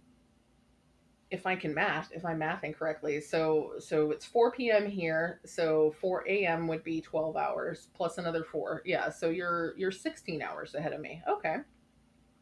So 16 hours would be 6 p.m. So maybe you'd be available for a lunchtime chat if you feel like it. I don't I feel like tomorrow I can probably do a lunchtime chat. Tuesday probably not, but I'm just gonna try it. I'm just gonna see how it goes. We're gonna see who's around and if there's anything to do. I may work on some knitting during the week just because that's easy to pull out and put away. Um, but we'll see. I'm very much a fly by the seat of my pants kind of person when it comes to stuff like this. I'll do what I feel like doing when I jump on the stream, and it might be stitching, it might be it might be knitting, it might be messing with my planner. Who knows? Who knows? We will see. We will see when we see. But yeah, so this is the piece I've been working on today. And I'm at the point now where I'm going to need to, I have to find my pattern again or re download the pattern since it's a free chart available on that UK website. I'm going to have to re download it. I'm just going to pull y'all in and resituate this. There we go. So that's what I have been working on, but I need to get the chart again so I can start working on the black work. So that's all that's left. I'm actually going to take the magnet off here.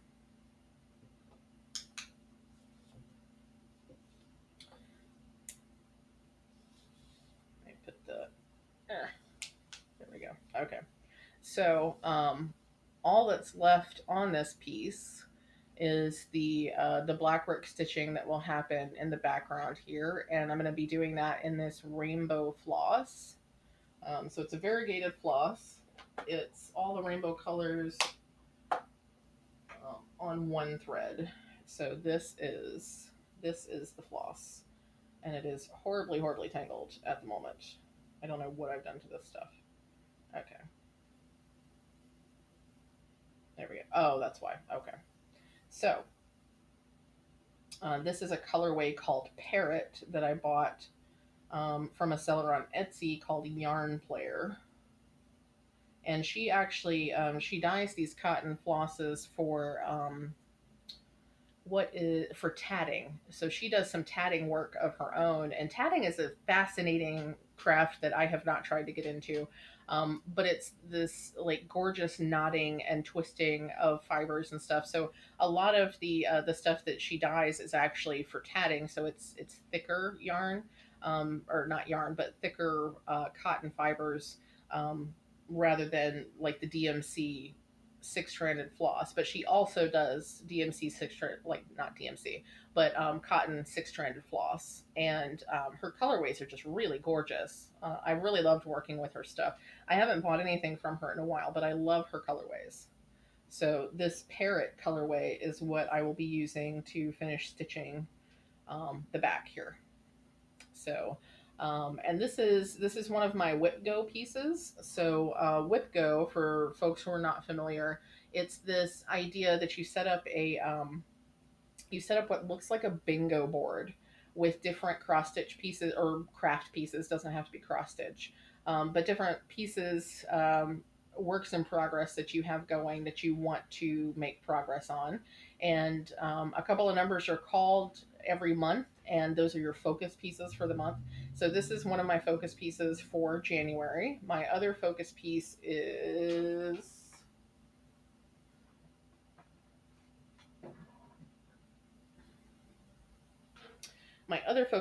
this really fun chart called Krampus Klein.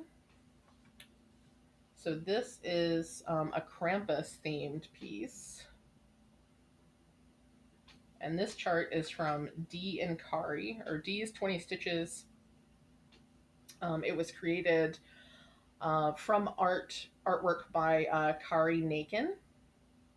And this is a really fun stitch. So this is a small child who is on fire.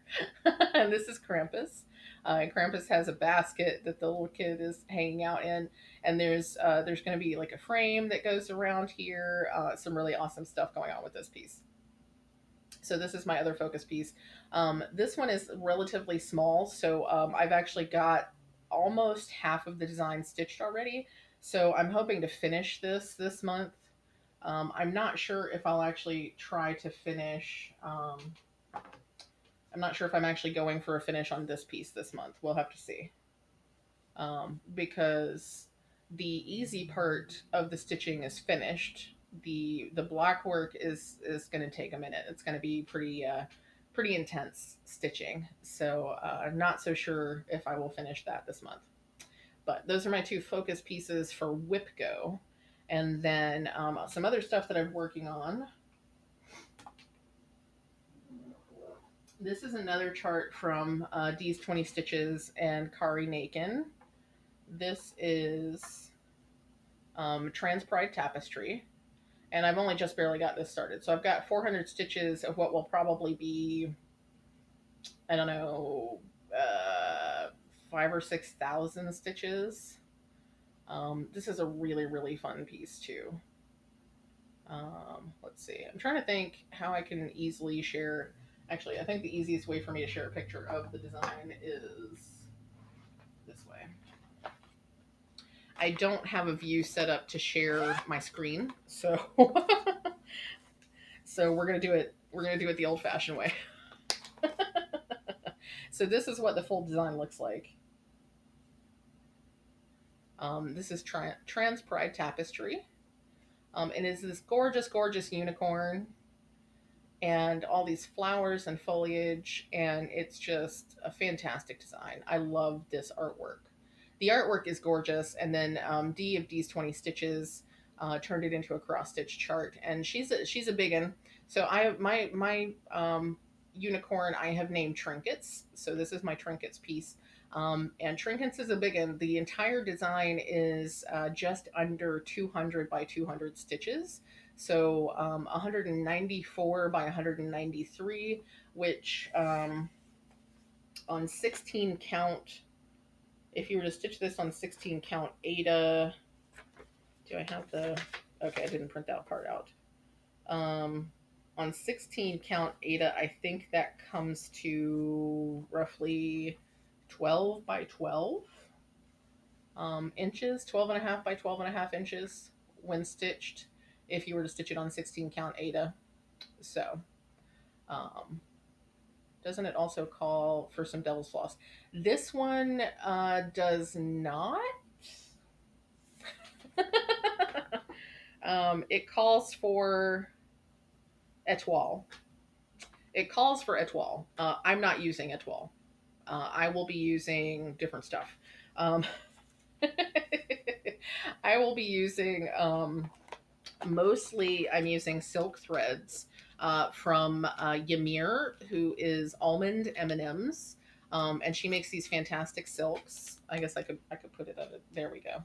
She makes these fantastic silks, so that's primarily what I'm using. This color here, this really bright yellow, is meant to be an etoile, but I don't like etoile, so I didn't even buy that. And then I think there's some white that's meant to be etoile. So one thing that I may do, I actually bought this Light Effects, I think this is. Sparkly. I don't know how well you can see. I bought this thinking I might do the unicorn's body in this floss. I also got, and this is, if you want to talk devil floss, let's talk devil floss. So, real devil floss. Yay! I'm glad you're gonna start it, Rachel. Oh, you can't start it yet because I have your silk. Dang it! One day, one day. I still don't have your Bestitch Me fabric of the month, by the way. So if you're supposed to receive it, it has not shown up. Um, so if we're gonna talk devil floss, this is satin. This is satin floss.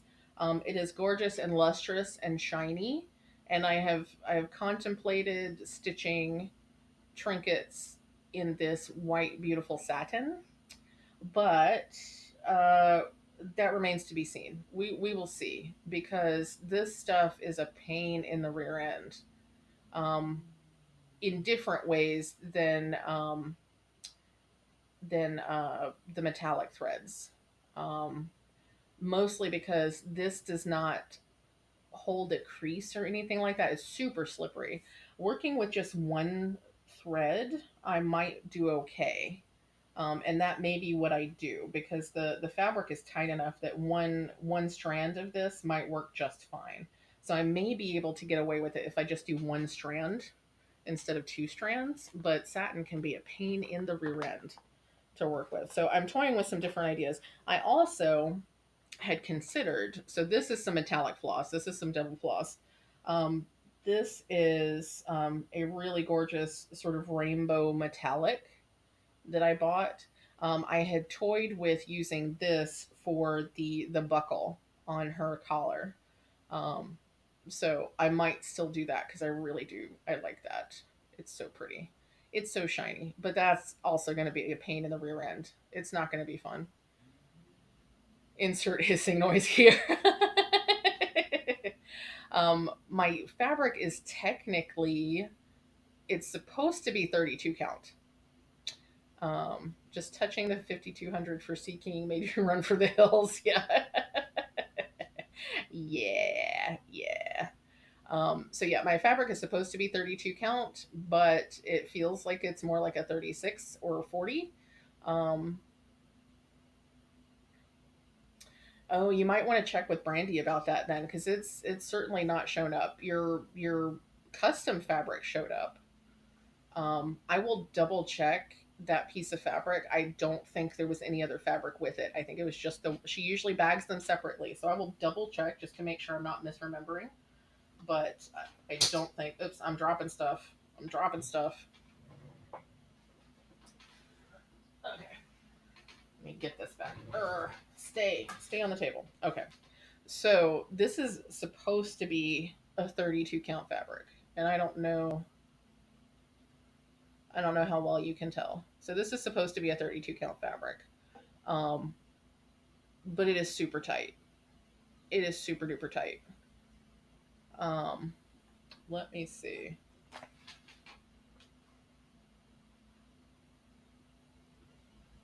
This is also a 32 count fabric. But even on camera, I can see the holes. But this is also an ice dyed fabric, not it wasn't traditionally dyed with like hot water, so that may account for the difference. But I swear that this other fabric that's supposed to be 32 count is a much higher count. So like I say, even on the camera, I can see with my naked eyes the holes in this. Like I can see to stitch this. It's totally fine. Um, but this piece, the holes are so teeny tiny. Though I can see it better on camera than I can see it in person, but the thread is just much tighter. It's much tighter. But when I measured the actual stitches, it comes out to 16 stitches per inch when I'm stitching 2/2. So I don't know. I don't know. But it requires glasses and extra light to be able to stitch on this. I don't know if you've heard this before, but other stitchers recommend just doing the top leg with the whisper. It's the most to make it fluffy and neat in contrast to doing with both legs. Oh, I hadn't heard of that. I haven't used Whisper though.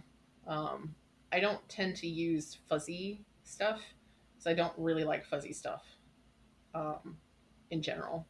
I mean, I like fuzzy cats. I don't necessarily like fuzzy stuff on my stitching. But yeah, it makes sense though because when you do the second leg, it squishes the fluff, and it also twists your thread as you're stitching through, so you probably get less fluffiness as you're stitching. I'm really glad y'all can't hear whatever equipment is outside because it is really starting to get on my nerves. It's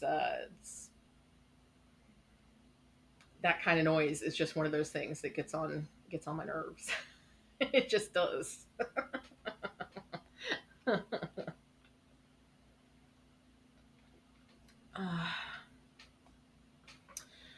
let's see. Trying to think if I'm gonna try to do more crafty stuff. Even just looking at this makes my eyes go crossed. I don't know if I can make the light better. Yeah, that's not gonna work. I want to stitch. I want to stitch some more, but this is just not. It's not working for me. Ugh, a disco in the evenings. That's awful. See, this is why, and I know you don't have a lot of choice, but this is why I can't live in an apartment again. I can't. I lived in an apartment for the better part of 6 years after I moved away from home. So when I was 18 to like 23, college years mostly, and it just about drove me batty because I had neighbors on the living room side of my apartment that would make noise all day long while I was trying to do my schoolwork and study. And then I had neighbors on the bedroom side of my apartment that would fight and argue and party all night so that I couldn't sleep. And then I had downstairs neighbors that would randomly leave their TV turned up way too loud while they were gone for an entire weekend. And folks that would leave their dog out on the balcony. And we're not talking a small dog, we're talking like a pit bull sized dog out on their balcony all day long with no shade and no water. So yeah, it was fantastic. It's totally fantastic. I'm very happy to not be living in an apartment, and is my house is relatively well spaced out from my neighbors, but I have one neighbor that's a little bit closer than I would prefer, who is constantly doing crap in his yard, and it's just very frustrating. Just send her an email. Yeah, neighbors are, you especially. I can imagine you're not okay with neighbors anymore because where you live now, your neighbors are not very close to you at all. Like you can't even see your neighbors, right? They're far enough away that you can't see them like directly. Whereas I have one neighbor who's a nice distance away. I can see their house, but it's like across the driveway and a little bit farther. And then I have the other neighbor who is like their property, like on the other side of our house. If we're at the window on that side of the house, we can see directly into the window of the neighbor's house. There's only like 10 feet between our window and their window. It's too close. And it never used to be an issue because before the current neighbor, there was an older gentleman who was very quiet, and he only did normal yard work. He didn't do all kinds of construction projects and stuff all the time, and it was totally fine. And then his younger relative moved into the house, I guess. And this person is obsessed with doing constant yard work stuff all the time. So it's just, it's very frustrating. And I don't know why on a Sunday afternoon in the gray, getting ready to be darkness, he is doing whatever the heck he's doing over there. But it's not cool. It's totally not cool. But that's not crafty related, so I guess we don't have to talk about that.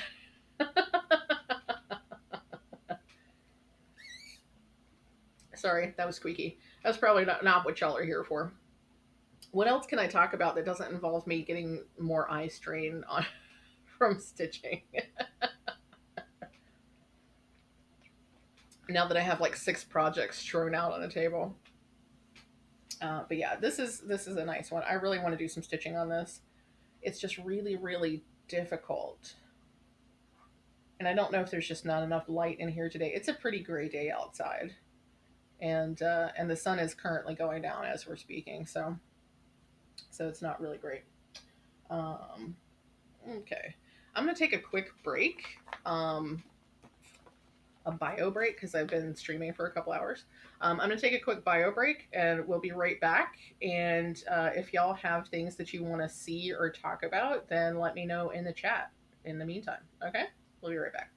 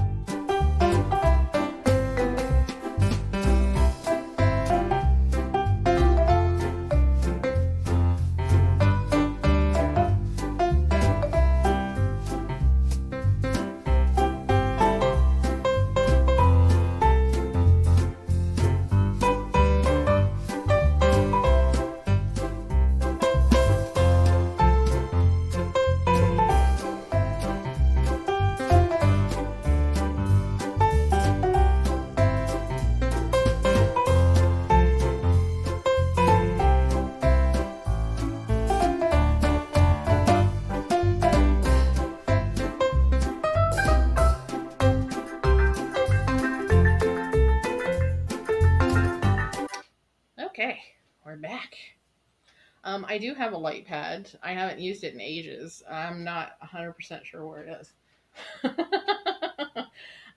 But yeah, I might try that. The only thing is I have to make sure that whatever I'm stitching on is bigger than the light pad, or else the light from the light pad will blind me. And that will be just as bad for eye strain as anything else. So we'll just see. We'll have to see. Um, yeah. Yeah. So it turns out that it wasn't the annoying neighbor that was making the noise. It was just put it further away. It was other neighbors who I think were using a wood chipper to get rid of leaves in their yard. Yeah, I have no idea. It was weird. There's lots of noise. Yeah, lots and lots of noise. It sounds at the moment like they're done. Maybe. Also, I had to feed the cats while I was home and get more water. So yeah, yeah. I had to do all the things. So I have made a huge mess of my spot here because I've just pulled out all this other stuff. So let's see. Let's see. Feel like I should work on something. I've still got a couple hours before dinner, so on a Sunday. Yeah, on a Sunday afternoon. That's what I really don't get. It's like not only on a Sunday, but late on a Sunday. Like, why did y'all wait till the end of the day to do this randomness? Like, I don't understand people. People make no sense to me. They make no sense to me. None whatsoever. Um, I don't know where I got that accent. I'm not usually good at accents, but that sounded actually pretty decent. Yeah. Yeah. Okay. Y'all, I can't wait until I have sound alerts that y'all can play. I'm so excited. I want sound alerts so badly. I can't even explain how badly I want sound alerts. And there's one in specific. I'm not even going to tell you what it is, but there's one in specific that I'm super, super duper excited to be able to set up, but it cannot happen fast enough. It cannot happen fast enough. So we'll get there. We'll get there. I can't get them right now. I looked and I don't have sound alerts that like I have to be an affiliate to let y'all to set up stuff for channel points. I can't do anything for channel points right now because I have no channel points. Because I haven't streamed enough, and because this is literally only my second section. Yeah, I don't have channel points. You have to be an affiliate to have channel points, and I'm not there yet, which makes sense because this is my second day of streaming. You don't get channel points on your second day of streaming. Hopefully it won't be long. Hopefully it won't be long, but yeah, I can't do alerts until I have channel points. Because I'm not even concerned about bits and worrying about bits and things like that. Because that's whatever that'll happen whenever that happens. But I want channel points so that y'all can turn in channel points and make me feed the cats treats and play sound alerts and do fun stuff. Yeah, so don't worry, Heike. Twitch is mostly a mystery to me still as well. The only reason I know what I know now is because they have a creator camp that has a bunch of articles that you can read that tell you how things work. And they're not super detailed, but they do tell you like the gist of, this is what an emote is and this is why you can't have it yet. You can get emotes when you are big enough that thousands of people are following you. Beep beep. Is that you doing a is that you doing a whoa, the phrase just completely went out of my head. Uh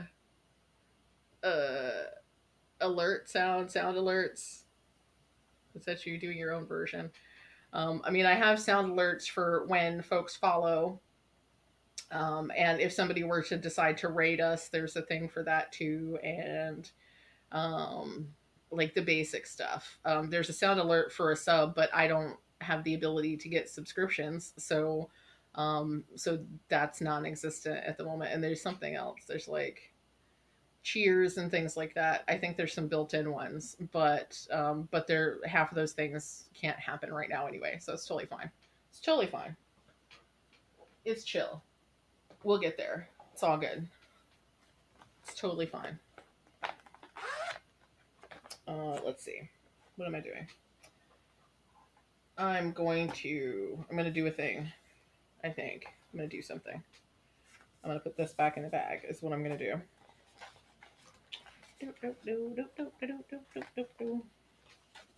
I'll make my own sound alerts. I'll just sit here and sing until y'all tell me something.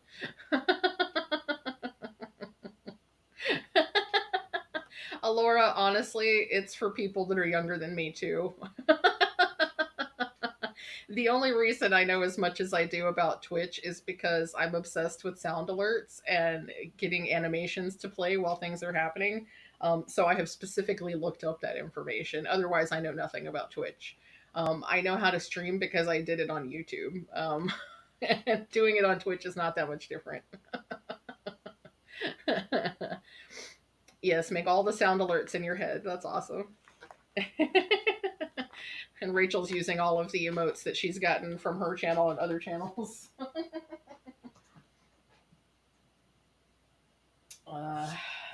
Apparently, designing emotes is like a whole industry in and of itself. Because I was looking up some stuff earlier, and I was watching a video, and this woman actually said that she is an emote designer.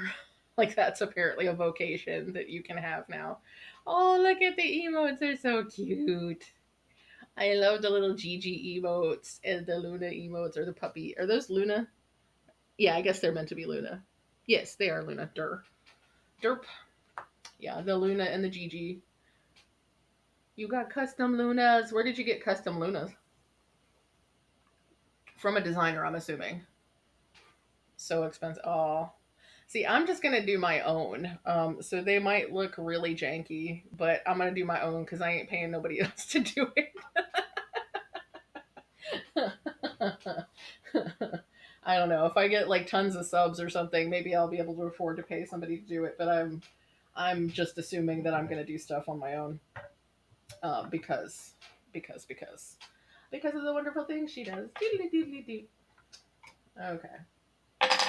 Yeah, we've hit that part of the stream where I'm just gonna sing random bits of songs that pop into my head.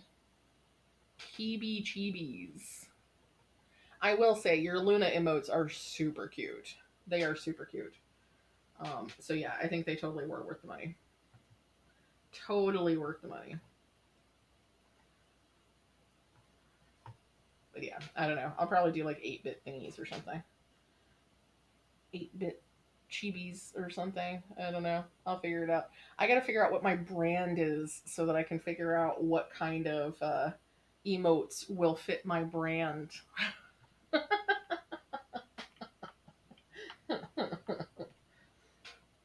It'd be like random little Kirby looking clouds that just like float around and look derpy or something. I don't know.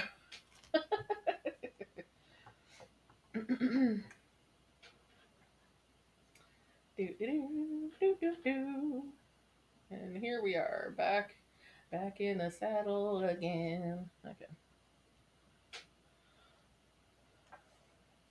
We need something to move in a different direction. There we go. Sort of. We all get to watch as I figure out how to line things up in the camera. How's that? I don't know how much I'm going to stitch on this, but I'm going to stitch on it a little bit. We're going to see. We're going to see. And I need to bring my light over here. Over here. Over here. How's that? Okay, I guess that's good. Over here. Right? Now I'm just making Cartman noises. I watch way too much South Park because there were so many things that were just being not streamed, but aired endlessly. So for the holidays, for like New Year's and stuff like that, Comedy Central was airing back to back to back episodes of The Office. So I watched lots and lots of The Office randomly over the last couple of weeks. And um, I think Family Guy was on endlessly, and South Park, and several other things. Just lots of things running back to back to back to back. So I just had like random stuff on the background. It's possible that Brandy did that. It's entirely possible. And I had wondered actually if she got confused and just canceled as soon as you asked instead of waiting till the end of the year, because that sounds like a thing that that would have happened. Um, so I don't know. Hopefully she'll get back to you. But if you were charged for December 1st, then you should get a December fabric. Um, she can't charge you and not send you. But yeah, exactly. If she's not going to send you a fabric, then I will get your box shipped out ASAP because it is mostly together. I need to pull Heike's stuff out of the box, and because I'll ship her stuff separately, and then I will repack yours, and I will ensure that all pages of the declarations are attached, possibly in duplicate, just to be 100% certain, and then I will get that shipped out so that you can have all of your fabulousness. Um, I might check and see if it might be more cost effective to ship it in a couple of smaller boxes, just so that I can maybe separate up some of the different things so that there's not as many different types of items on a declarations page. Maybe we'll see. I just want to make sure that it actually gets there. It's troubling me that it's taking this long for the package of fabric to arrive to you, because that was sent by Priority International. It should have arrived at least a week ago, and I'm not really sure why it's taking so long. Um, yeah, I hope you have it tomorrow too, because I really don't understand why it has not arrived yet. It makes no sense to me. Um, because it arrived in Dublin almost 2 weeks ago, 2.5 weeks ago. No, a week and a half ago. Um, so it's been in Ireland for a while. I don't understand why it's taking so long. I'm just pulling up Pattern Keeper so I can figure out where I'm stitching this beautiful pink color.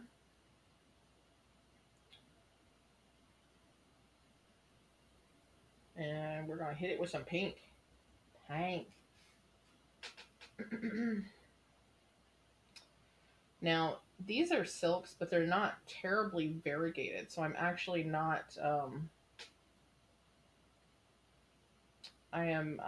not doing two separate threads. I'm folding over one thread and doing a loop start so that I have two strands to stitch with. I also don't feel the need to stitch each individual X one at a time because it is not a variegated color. So I'm gonna stitch the fill-ins here. Oops, sorry. Try not to hit the camera. And we're gonna see how this goes. This, I know when I was doing the other section of pink fill-in that it was a lot easier than doing the outline, because the outline helped me to define where the threads were. It's entirely possible that the reason that I'm getting so much eye strain is because I'm looking at this sideways instead of like from the angle that I usually stitch at. Um, so that could be why I was getting so much eye strain from before. Who knows? Who knows? Can y'all remind me if I got fabric for this chart? That is a good question. Everyone's out sick, skeleton. That makes sense. Probably because of COVID. Yeah. Yeah.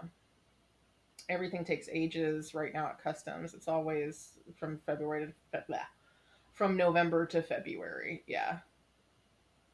Yeah, that is. Yeah, I can't remember if you got fabric for this either. Um I forget what the called for fabric is. It's a mystic fabric.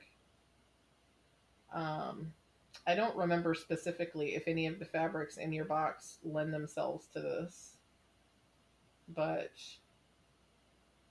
do you have a piece of Unipu already? Because that's kind of the colorway that the called for fabric is. I think. I don't think it actually is Unipu, but it's a colorway like it. Um, but I do think I feel like at least one of the pieces of fabric coming to you in your box is a dark purple. So if you wanted to do something like this, I think that's a possibility.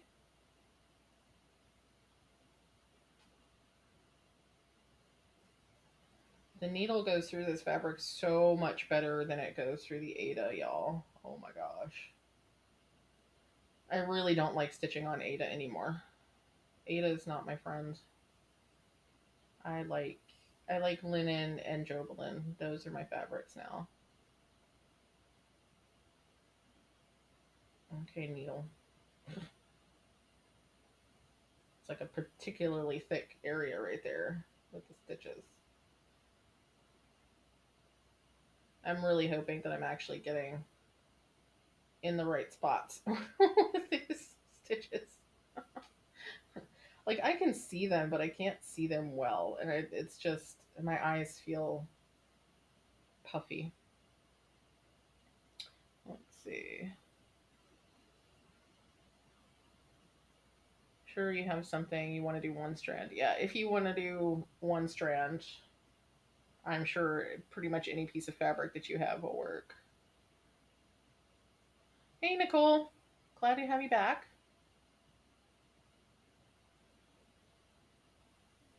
How did you play?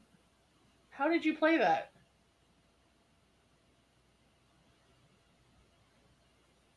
Okay. Yeah, I have sound alerts set up, but it said that I don't have bits, so it wouldn't play it. Like, I don't know.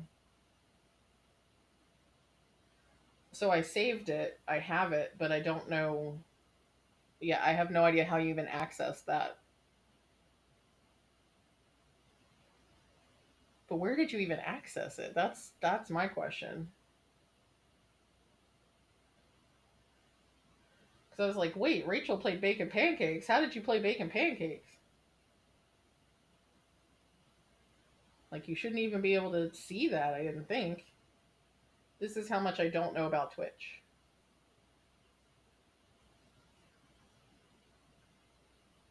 And see, nothing played on my end. Then you need to add browser source with the link at the top of your layers. I thought I did that. Let's edit the scene. Edit, edit, edit. Oh, that's probably why it didn't work. I think I hit it. Or no, that's. Oh, that is the sound alert one that I hit. Okay. Let me save that. Try it again. Do it again. Auto refresh.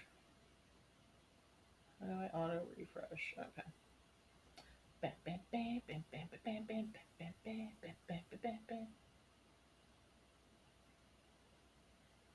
Reload when visible.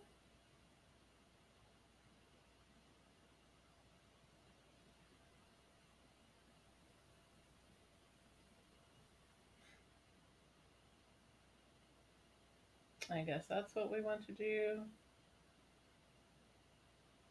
Do do do do do do do do do do do.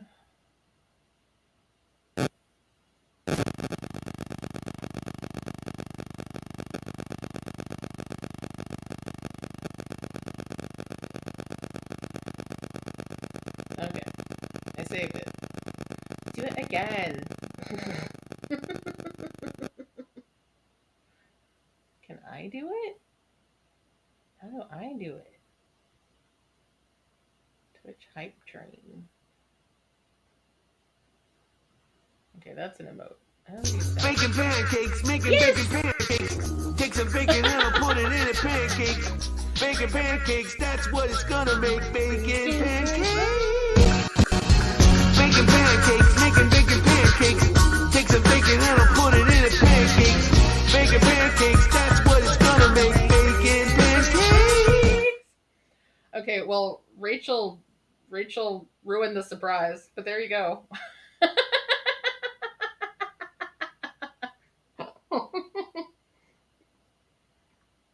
Also, my phone just thought I asked how to make pancakes, just FYI. That's awesome. Okay, so now I can set up some sound alerts and you don't even have to use bits for them. But how did you find it? That's what I don't even know. Like, how did you find the alert to play it?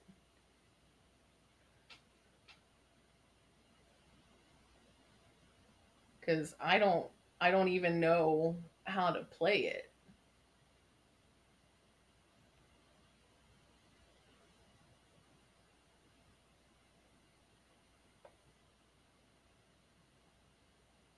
Okay, Kathy, have a good evening or yeah, evening. Definitely hope to see you again later. There will be more sound things to play at some point if I can figure out. I mean, evidently y'all can figure out how to make them play. I don't know. I don't know how that happened. I knew that I set it up, but I didn't think it was set up in such a way that like anybody could actually access it. So, but that is super fun. It is super fun. I want to know how to make the sound alerts so that when I want the sound alerts, I can make the sound alerts. Because I feel like we need random dance parties. And, there needs to be a bacon pancake at least once in a stream, I think.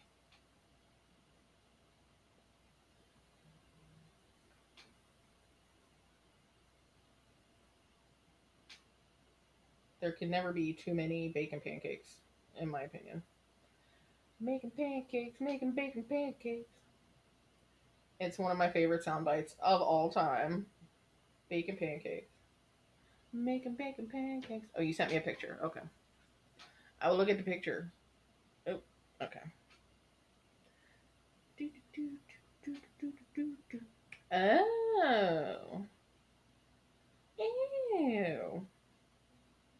Okay, so I can't see that in my view because one, I'm not on mobile, but I'm in my studio thingy. Need custom sound alerts. I'll see if I can find something like that. Yeah, you can do customs. You can totally do customs. Oh, there it is. Okay. Wait. It's so small. Okay, I'm not going to do it again cuz we just had it play. But now I know how to do it. Yay! That's so awesome. I'm so excited. Y'all y'all don't know how excited I am. I am Y'all don't know how excited I am. I am extremely I'm way more excited than I have any right to be about how to do that. That's so awesome. Okay, it can go away now. It keeps coming back. Okay. That's because I'm mousing over. Okay. Now that I know. But yeah, we need Chicken Impossible. We absolutely need Chicken Impossible. I'm gonna have to find that Heike. But yeah, if I can't find it, I will figure out. You'll have to record it for me because you do it best. You totally do it best. Yeah. So yep. That's a thing. That's gotta happen. I'm gonna have to start making lists of sound things that I have to make. That's so awesome. Everything is awesome. Something, something, something, something, something. I have no idea how that song goes. That's all I know is everything is awesome. Oh my gosh. I feel like the longer I stream, the more likely I am to burst into song randomly. I'm not sure why that is. I'm not even actually that tired, but it's like my brain is just like, you know what? Now it is time for a song. Um, so yeah, I don't know if that's anybody else. Yes. We need to record it. Yes, record it, Heike. Record it and send it to me so that we can have Chicken Impossible. We absolutely need Chicken Impossible for this stream. I can't do it right. I'm not good at the chicken noise. Heike is so good at the chicken noise. Filling the silence told you. Yeah. Yeah. Yeah. We'll see. And I don't remember if you were on the stream when I talked about it earlier, Rachel. I figured out um, how to add uh, music, a soundtrack. Um, and I found a playlist that I like a lot. But the issue I was having was that when I tried to test the sound, my microphone was picking up the music, and it was just making a horrible feedback noise. The longer it picked up the music from my speakers on my computer, the worse the feedback got. So I didn't include um, the background music because I didn't want folks to have to deal with the awful feedback noise. So I figure the way to deal with that is to actually wear headphones and a microphone, two turntables and a microphone. Um, Random lyrics. But I don't know that I have headphones with a built-in mic at the moment. So that may be something that I have to purchase in the future, possibly. Yeah, so because I don't know that I can play the music without the. Where the heck are you getting those emotes? Where is that coming from? Because I want those. I mean, obviously there's somebody else's custom emotes, but I need the chickens. We need like chicken rave, hype train. Oh, okay. Yeah, we gotta have chicken rave at Mislaid Pages. That's part of my brand. Chicken rave. Chicken rave. It's a thing. It's a thing. We gotta make that happen somehow. I'll make somebody make me some chicken emotes. Chicken Impossible. Chicken Impossible hype train. Do do do do. Do do do do do do do do. Yeah, so I'm gonna have to come up with some fun things that y'all can do for sounds and things like that. Like there's gotta be one that's drink the water, drink the waters, take a break. I probably need a stand up and stretch one. We're gonna have to have a give the cats a treat, but that's not gonna happen until after there's a kitty cam because y'all need to see the kitties get their treats, especially Momo. Momo is hilarious. That's something I'm gonna have to make into some sounds too. Is Momo fussing because she is so vocal, y'all. She's so vocal. I'm gonna have to turn some sound bites of her into some sound alerts. I'm so excited. So excited. What is that one? Yay, it's Anna! Hi, Anna! Your name is just fun to say. Thanks, Anna. I appreciate it. Thanks for dropping in. I really enjoyed you and Rachel trying out the super spicy ramen. That was really fun. I haven't watched a ton of Twitch since then, but yeah, that was super fun. I don't know that I'm gonna be one to do the food challenges.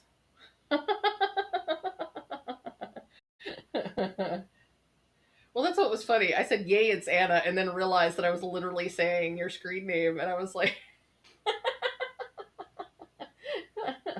actually, I saw somebody on a stream earlier today, and their screen name was "Wow, it's Jake" or something like that.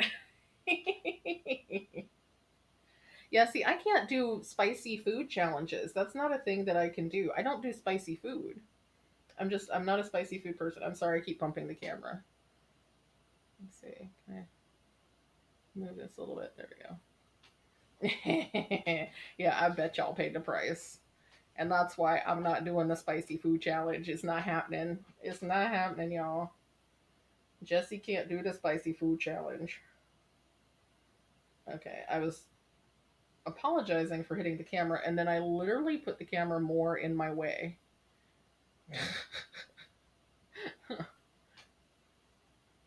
Let's make it be more in the way than it already was. I need an autofocus camera for this part. The one chip challenge, no. Nope, nope, nope, nope. Nope, nope, nope. Mm-mm. Wow, I didn't know Pay was like that. I just met Pay yesterday. It did not occur to me that she would be a one chip challenge person. Cause yeah, no, I'm not doing a one chip challenge. That's not happening. Not happening at all. I will say, I saw an ad on Facebook earlier today. Oh, she isn't okay. She just wants to see you suffer. So she's that kind of person. That is less surprising. Oh my goodness. So I saw a Facebook ad for these crisps that are made from beef. It's like beef jerky, but thin and crispy, like a potato chip or something. So, and there was a special sale on them. They like you get a pack of all the different one pack of each of the different flavors for like $15. So I was like, sure, why not? Let me try these beef chips crisps things. So I have ordered them, and I'm curious to see how that will be.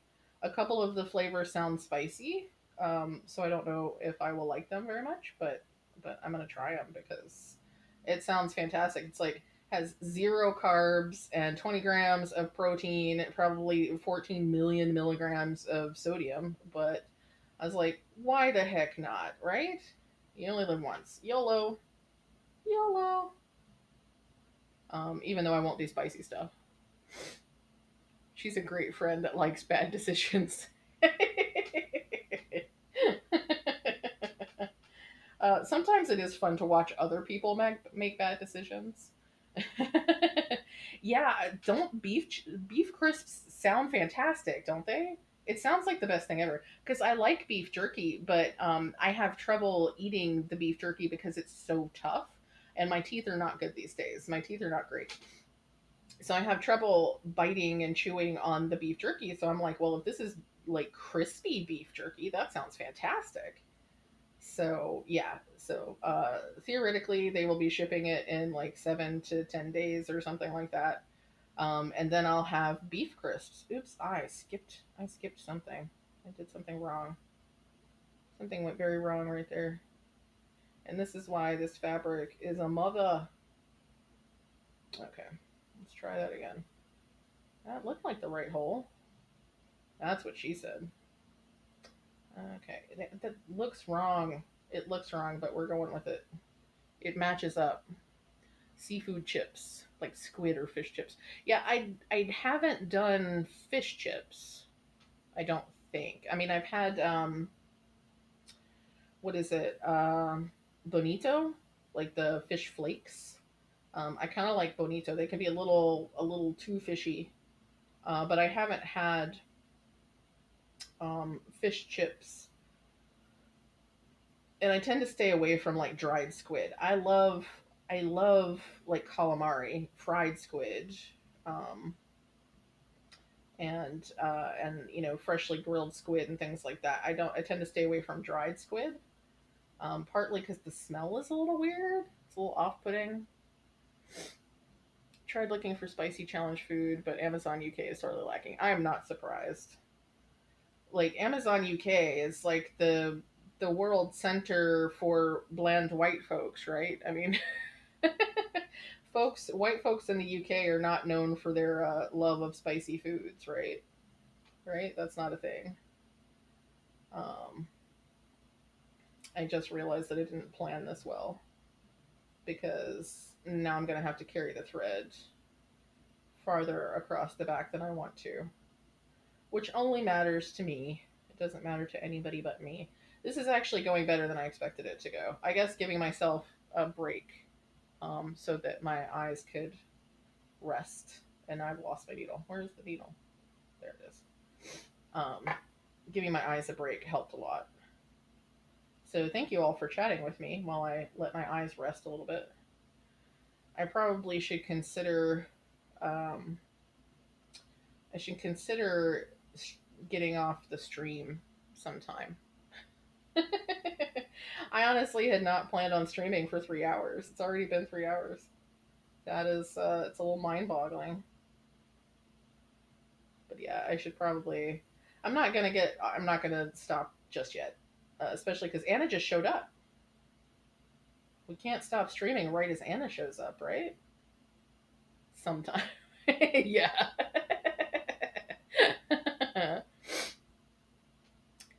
Can't speak for all the white Brits, but I personally have a fear of almost all food, not just spicy food.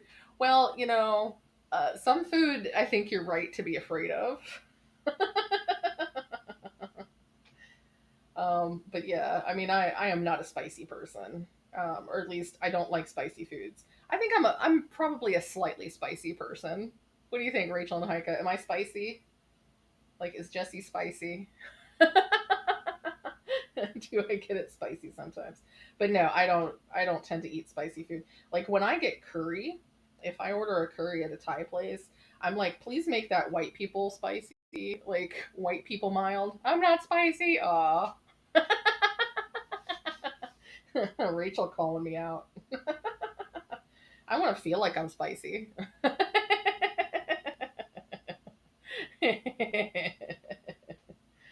Oh my gosh. Oh my gosh. Yeah. If I knew how to set up a poll, I would do a poll to see how spicy people think I am. But I set up a thing so that I could do polls, and then I couldn't figure out how to make the polls work. It didn't give me any instructions, so then I disabled the thing. So yeah, that's how that goes. You know what I don't understand? Why Twitch's like studio thing that they set up so that you can stream to Twitch. I don't understand why it doesn't have all of the functionality that like streaming from the website does.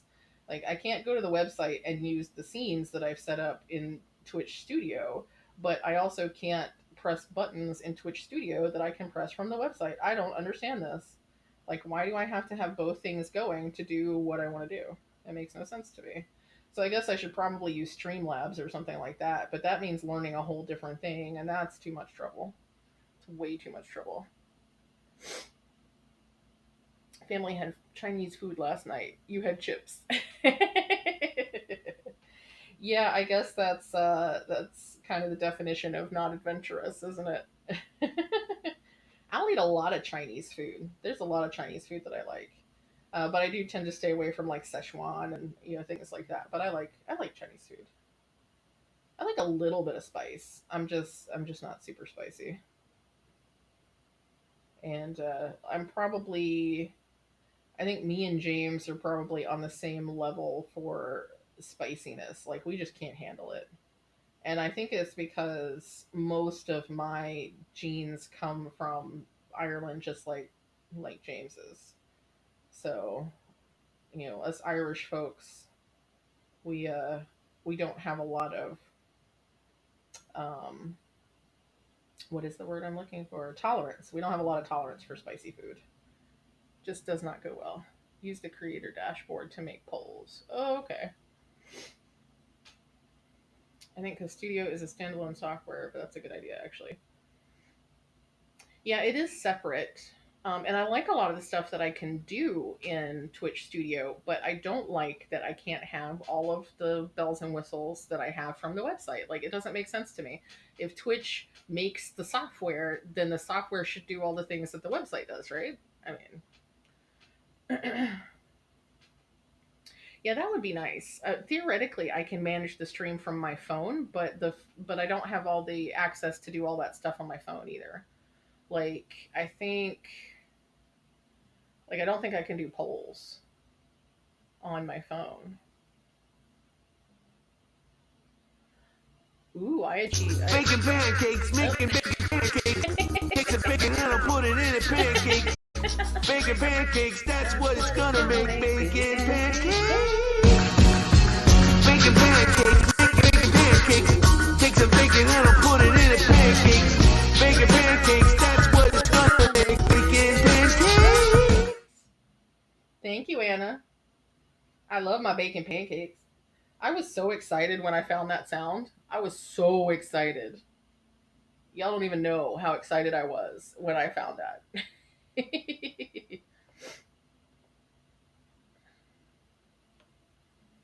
Let's see. I got 2 achievements today. So I'm on my way. I'm on my way. Okay, I'm on the stream manager. Do, do, do, do, do.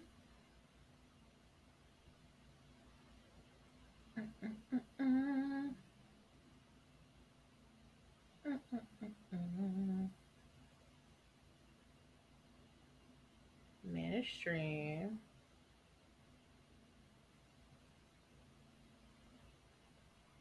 Like, I don't know why I can't find this. And none of this was in the boot camp thing that I did. Why do I have Twitch open in 2 different places? What is this happening? What is happening? What is happening? Okay. Do do do do do do do. Oops. Anna is the stream mom. Yeah, Anna totally is the stream mom. Thank you, stream mom.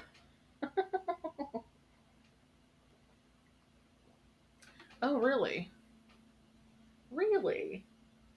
Really? Hmm. Hmm. I should be able to do all these things from my phone. Let's see. Let's see. I can't open up my phone because I got a band-aid on my finger where it does the thing. Okay. Is it weird when you get comments from really old Instagram posts? Like when let's see. Let's see. Let's see. Okay. Do do do do do. Okay. So theoretically I just have to go. Okay, my phone is reconnecting to the chat.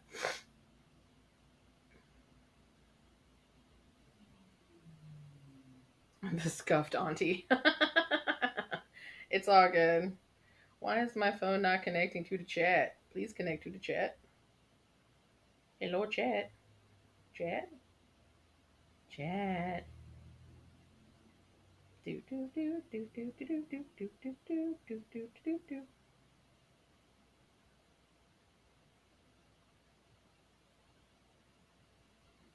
Okay. Stream manager. Connect to the chat. There we go. There we go. Okay.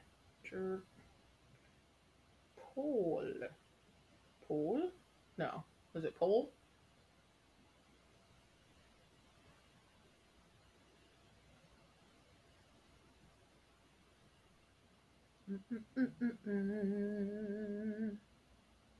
Slash polls. Polls. Oh. That did not work. Would it have been easier if I did it on my...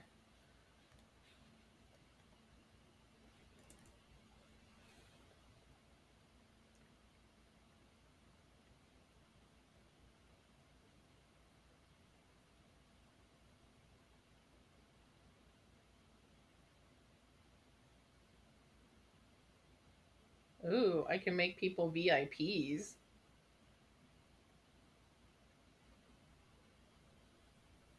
I don't see poll anywhere on here. Is there an extension I need to have?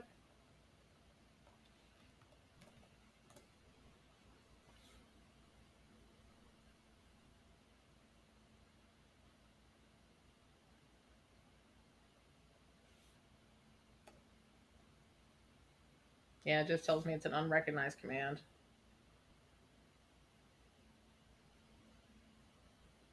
I didn't see a panel to add. I don't know. Oh, I see. Okay. Yeah, I have an extension to add a panel for that. I will play with that after. I won't do that while we're on here. Cuz that's not fun to watch. Trying to people trying to figure out what they're doing. That's no fun. Let's see.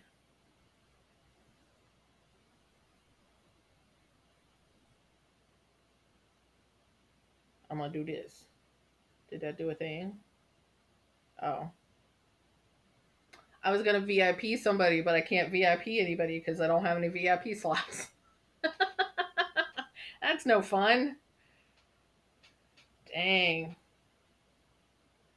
Twitch is limiting me. I can't reach my potential because Twitch won't let me do things. I can't do anything before I'm 50. That sucks. Oh well, it's fine. We're having fun. Twitch is a tease. Twitch is such a tease. Like, don't be such a tease, Twitch.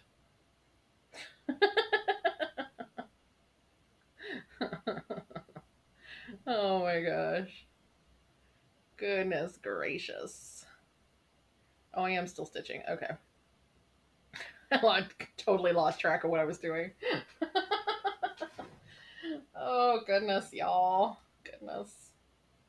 I probably should have eaten at some point this afternoon. I didn't do that. I had a peanut butter cookie before I started streaming. I had a piece of quiche for breakfast, but that has been a long time ago. So, but now it's too close to dinner, so I'm not going to make anything to eat now because that would be silly. We totally can start talking about food. Yeah, every stream goes to food. It's just how it works. Every stream goes to food. It'll be dinner time and not too long. I got a little over an hour before dinner time. I don't know what dinner will be, but yeah, dinner's coming soon. It's fine, and that's the whole thing. We're too close to dinner, so even if I stopped and had a snack now, it's too close to dinner time. Too close to dinner time to have a snack. I will just keep drinking some water. Drinking water is good. I refilled my cup while I was up earlier, so it's all good. It's all good. Also, in random things that I'm talking about, I remembered to hit the button that actually archives your streams, so this stream will actually show up as a video that other people can watch later. So that'll be good. That'll be good. Be awesome. Coffee and Greek yogurt. Yep, that sounds good. Bacon pancakes for dinner. Yes. Totally time for drinks. Yeah, it's after 5 o'clock here, so it's time for drinks here too. Am I doing a 12-hour stream today? Oh, okay. I thought you were asking me, Rachel. I was like, I have to work tomorrow. I can't do a 12-hour stream. Though I'm a quarter of the way into a 12-hour stream now, which I totally didn't plan to do today, but it's all good. It's all good. Apparently the way to get random people to come watch your stream is to just stream forever, is what I hear. That's what I hear. You hope so.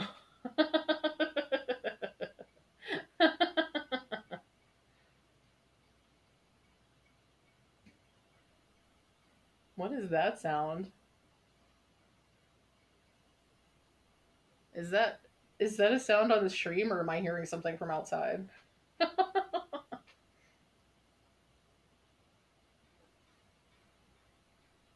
Oh, I think that's outside noise. Never mind. A bake stream. Okay. Oh, it means cheers. Okay.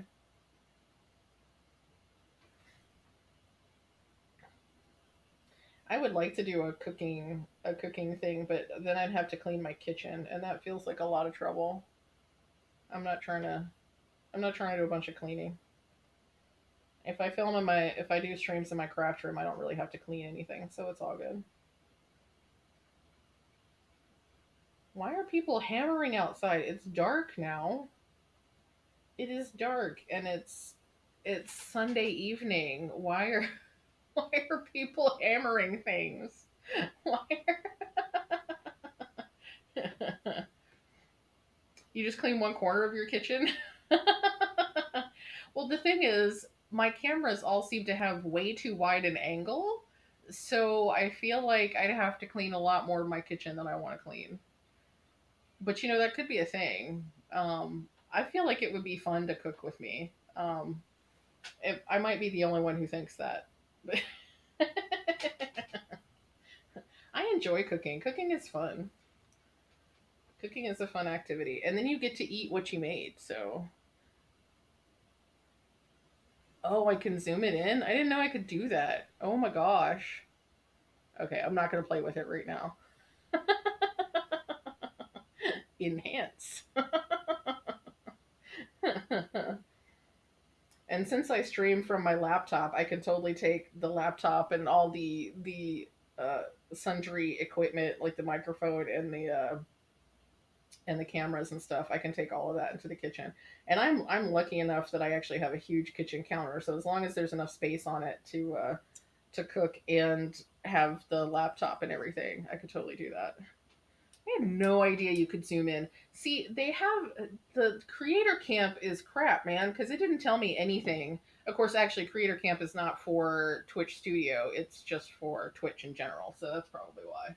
But yeah. So much to learn.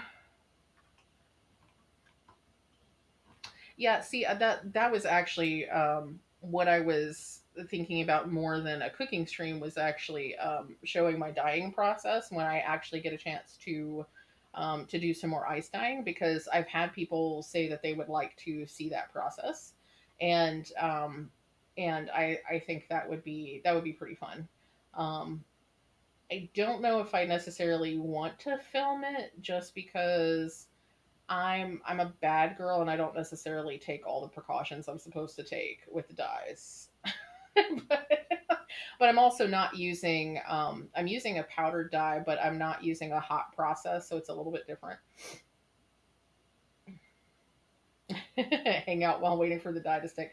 The only thing is with ice dyeing, it takes literally hours. So you have to wait for all the ice to melt. And unless I did it outside on a summer day, it takes a long time. But it's still fun. Um, it is a process that takes me all day when I do it. But yeah, it's fun and the results are really awesome. I like it a lot. Okay, I have stitched all the pink in this section, and I don't think I made any mistakes. I think we're good. I think I did it correctly. But now I have to switch colors, and that means that I actually have to like unwind. I have to unwind the color that I need to use. And what color is that, pray tell? So let's see. I can do the light blue.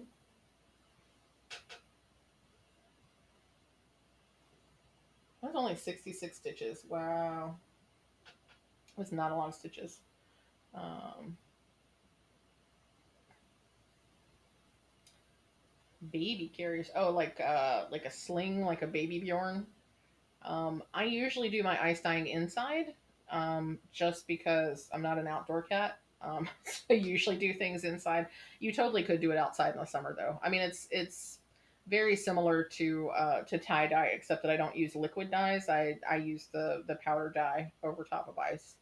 And doing it outside in the summer is actually a great time to do it because it doesn't take as long and the ice melts more quickly. It's a much faster process. So for those of us who are very like instant gratification people, it's easier if you do it outside. But I usually do it inside. I do it in my kitchen. I set everything up on the kitchen island and then I rinse in the kitchen sink because that's really the only place I have to do all that sort of stuff. I really, at some point, I would like to reno our laundry room and put in a great big sink, like a nice deep sink for dyeing fabrics and rinsing them out and things like that. So I would like to do that at some point, but that's not anything that's going to happen anytime soon. Not even close to anytime soon. It's a very long way away. But maybe someday. Yeah, California is great for doing stuff outside because y'all, you have, do you have weather that's fairly stable all year long? Like you have fairly warm weather the whole year, or how does that? I've never been to California. But yeah, in Virginia, we get like a season and a half every year. It's, I don't know if you've seen the memes like on Facebook and stuff, but there's like there's winter and fall spring and second winter and summer, and then the like summer again and third summer. Yeah, it's funky. But we're in one of the winters now, so it's pretty chilly outside. Today was less chilly than other days have been, I think.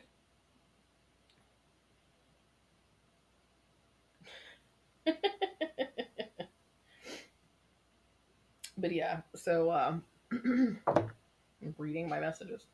Um, oh, see, I don't like it to be over 72. I don't like it to be over 70. Like I'm a 68 degrees kind of girl. I'm a 68 degrees person because I don't like it warm. I don't like warm. Warm is icky. Yeah, I'm not about warm. Not about warm. Oh man, it's 5:30. Where's the day gone? The day has just disappeared. I don't understand how this happens. Like I blink and the weekend is over. It's so not fair. It's absolutely completely disrespectful and unfair. So y'all, I have to show you these cute little drops that Beck sent me. They're so cute. So Beck sent me some floss drops because Beck is a really sweet human being. Um, I'm just gonna. I'm getting ready to set up a floss drop. So look at these floss drops. They're so cute. Okay. I'm like, look, and then I won't show you because that's how I do. Look. Ah, can you not? How cute is that? Yeah, Twitch is like a black hole. You know, it's so funny because Rachel has been doing a lot of Twitch over the last couple of weeks. Not so much the last week or so, but up to the last week or so, has been going live like multiple times a week, and I kept going, why does she keep getting on Twitch so often? Like, why is this a thing? And now that I have streamed on Twitch, I'm like, oh, that's why. Because it's addictive. It really is. It's like, let's just stream on Twitch. I have 5 minutes. Let's stream on Twitch. But like, it's pushing. And look at this one. Oh my gosh. It's so cute. Oh, I can't even. They're so cute. And then there's some other characters. Like there's a little kitty. There's a kitty. And there's another kitty. Like an orange cat. So that's Jorts, I've decided. It is Jorts, his fur unbuttered. And then there's some blank ones that I can put other stickers on. But yeah, I thought these were so cute. She sent these to me, and I'm just like, oh, that's so sweet. 8 hours later. Yeah, I really thought I'd be on for like an hour, and we're going on 3.5. 3.5 hours. It's like SpongeBob. 8 days later. It's exactly what it's like. It's like, oh my gosh. I've lost my pen. Okay, here's my pen. Because this is, what color is this? Okay. This is 747. Like the airplane, 747. And the symbol is the circle. It's the circle, circle of life. That's a really bad rendition of that song, just FYI. Yeah, I think that's kind of what keeps happening to me is that every time I'm like 10 or 15 minutes out and getting ready to go, okay guys, I probably need to, or okay folks, I probably need to head out, then new people show up and I'm like, oh, well now I have to hang out. Well, I don't have to, but now I want to hang out with you, so I can't leave now.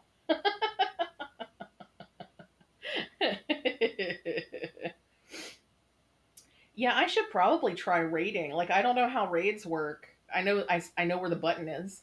I know where the button to press is, but I feel like I should try raiding somebody at some point. Like, that's a thing that needs to happen.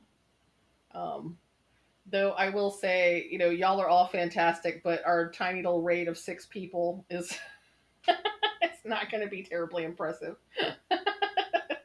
And to be fair, nobody that I actually know is. I don't think anybody that I know is streaming right now. So um, it would be reading a random person, and I'm not sure. I'm up for that. But so yeah, yeah. But I'm excited for the idea of somebody rating me for the first time. I think that's going to be fun when that finally happens. Oh, no rate is small.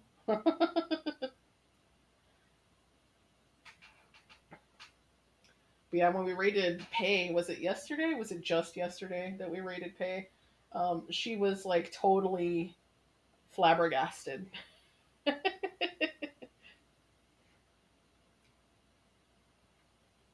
Oh, I didn't realize that. Okay. So I guess people kind of appreciate a raid. I mean, as long as the people were fun and respectful, I don't think I'd have an issue with anybody raiding. Um, but I don't know. Like, I'm so new to the community. Um, she cries from big raids. Yeah, that's what she said. She's like, Rachel, you're gonna make me cry. I was like, oh, she's so sweet. I wanted to hang out and watch her uh, fight against the Doomahickeys in Breath of the Wild. I can't remember what they're called off the top of my head. I have played Breath of the Wild. I enjoy the game, but I don't remember what stuff is called. But she was going to do a boss. She was getting ready to when we raided and confounded her. But I couldn't stick around right then and watch, and I was disappointed. But I followed her, so I can follow the next time. I can find the next time when she streams. So I will watch other stuff that she streams. It'll be fun because it sounds like fun. She cries. Poor Pay. She seems so sweet. So who else should I be watching on Twitch? I only have like 5 people followed so far. One of which is Rachel and you, Anna, and Pay, and um, there's a trans D&D group that I'm following. I hung out in their gaming session a little bit earlier today. And Michelle Bendy, and I follow Katiosaurus, and I follow Hey Good, who is one of their partners. Um, and I follow Katiosaurus and Hey Good because they are awesome ADHD people.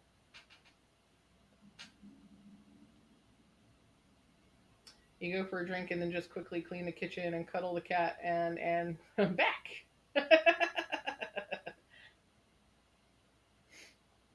Yeah, probably a lot of the same folks that y'all are hanging out with and stuff will be the same folks that I will be interested in. We have similar tastes.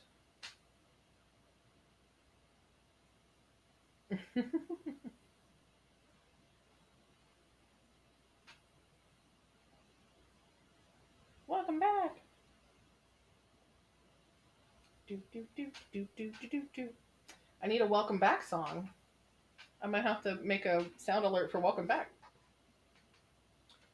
I could do a welcome back Carter one, but I don't know how many people would recognize that who are not me. I don't know that that's a really well known thing, especially outside of the U.S. Like that's a U.S. pop culture reference. I am too close to the thingy. Ugh, way too close to the clamp. Okay, I need to. I have to move this. I can't. I can't. You can go to Rachel and your profile and have a couple people there that we recommend. Oh, awesome.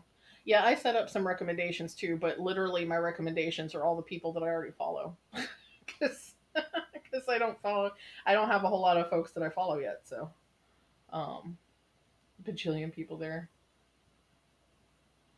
Yeah, I'm mostly interested in the crafters, but really more than anything, it's just about like having fun while people are chatting. I don't really care what they're doing if it's a good chat situation. Because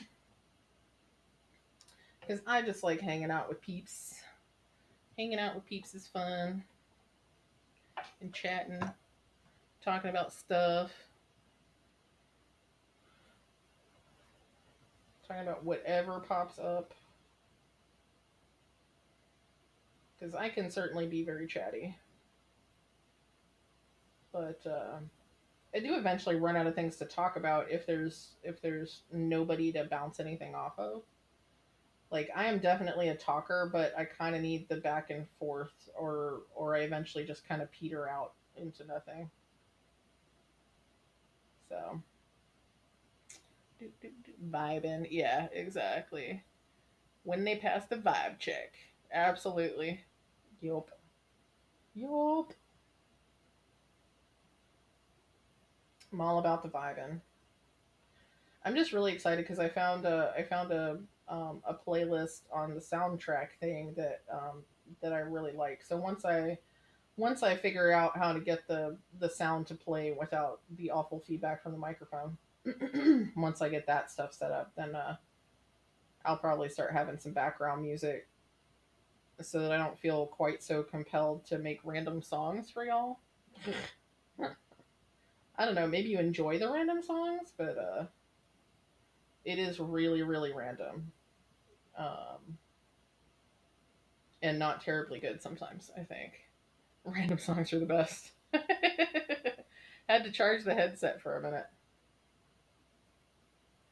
So you haven't been listening to my scintillating conversation for the last few minutes? You've just not been here, Rachel? You and Heike both wandered off and didn't say anything? It's all good. It's all good. Me and Anna are vibing. We're having a good time. Because we're having a good time. I can't remember any of the lyrics to that song, or else I would sing that song. That's all. Something about call me Mr. Fahrenheit. Cause we're having a good time.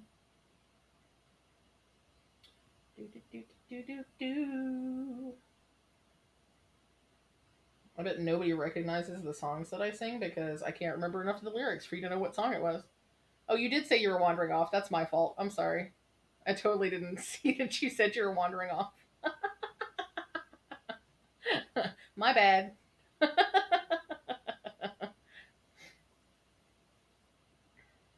My bad. Does anybody say that anymore? Did I just like totally date myself as a 90s kid? I don't know what the kids are saying these days. Heike's making things up or I'm making things up. Heike's good at making things up. For instance, Chicken Impossible. That is a Heike brand creative endeavor. Now I'm making shit up. Time for drinks here.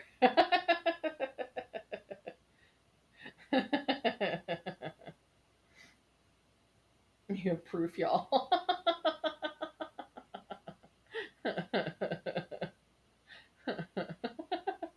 Y'all are awesome. Yeah, Rachel's the rude one. She just wandered off to go charge her headphones.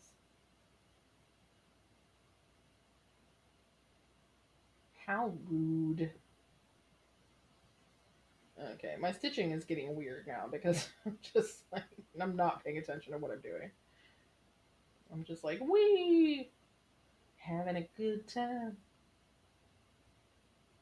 I feel like I can't have any drinks yet because I might have to drive later to get dinner. I don't know what's happening for dinner.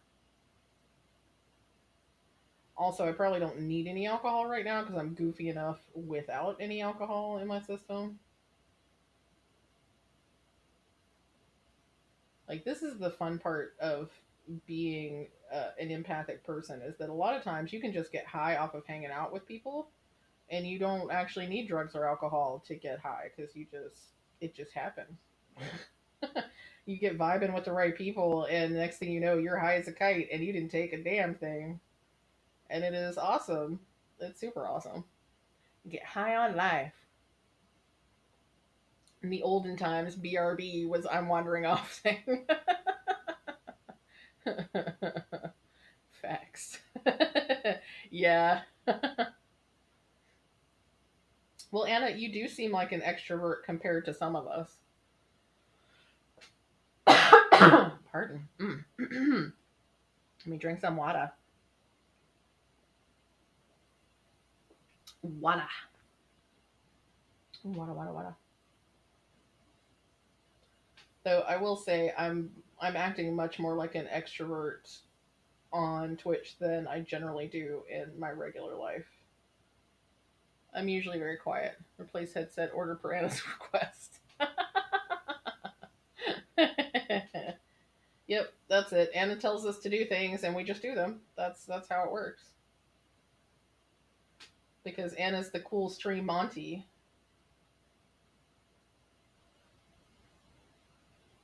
She's the auntie that lets us get away with stuff when mom's not looking.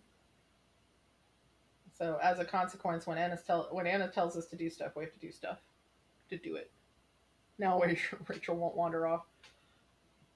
Coke water with lime water and rum water, the best water.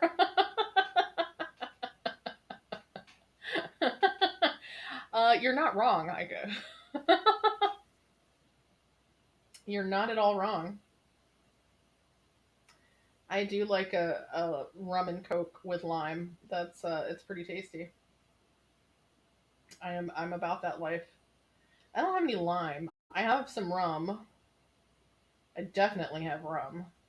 I do not have any coke. I have tea.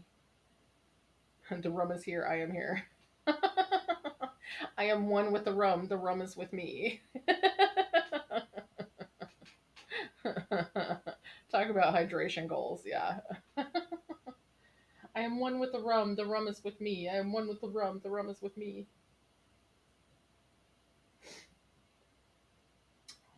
Yeah, I strive as much as possible for the rum to never be gone because it is a tragedy when you have to ask, why is the rum gone? It's not good. One should never have to ask why the rum is gone because there should never not be rum. There should always be rum. Of course, Heike does the Cuba Libres. That's why we need the rum and the coke and the lime. The lime and the coconut. The lime and the coconut. Tons of lime, a decent amount of rum, but the coke is all gone now. Aw.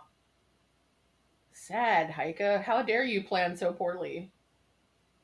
Ugh, yeah. Jaeger is not a good replacement for rum. Jaeger is not at all a good replacement for rum. That is a really terrible decision. That's a really terrible life decision, Anna. Don't ever replace it with Jaeger. Jaeger is not a good replacement for anything except itself. Like you no. Mm-mm. Nope, nope, nope. Nope, nope, nope. I would never be able to replace anything with Jaeger anyway because I don't keep Jaeger in the house. Um, I do have Fireball. Got Fireball. New bottle of whiskey. Yeah, whiskey is better than Jaeger. Whiskey is also an acquired taste, but it's better than Jaeger. Memories of Jaeger sponsored music festival.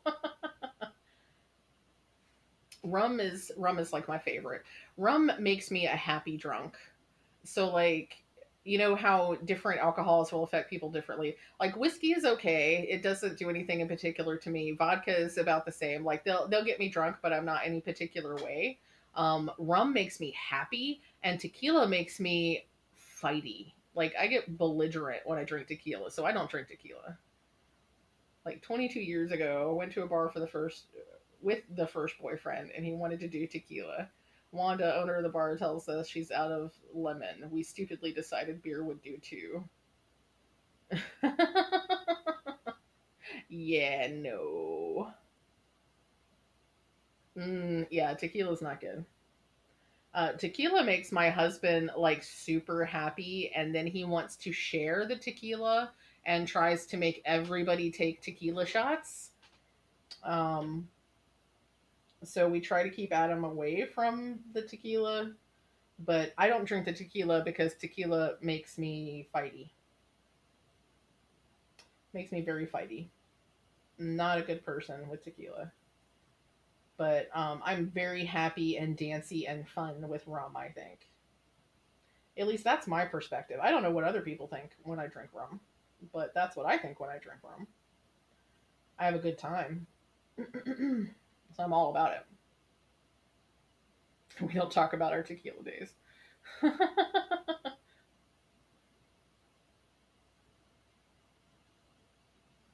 He does not feel like he wants to share money when he's drinking tequila, no. No, he just wants to share the tequila. But he wants to share it aggressively. Like, not in a belligerent kind of way, but in a like overly insistent kind of way. And he can be much. He can be a little extra. Dancing and major injuries, yeah, yeah. I don't know that everybody is necessarily affected differently, like has different reactions to different kinds of alcohol, but I do know that. Oops. I do know that with tequila in particular, I don't have a terribly good reaction with it, so I try not to drink tequila.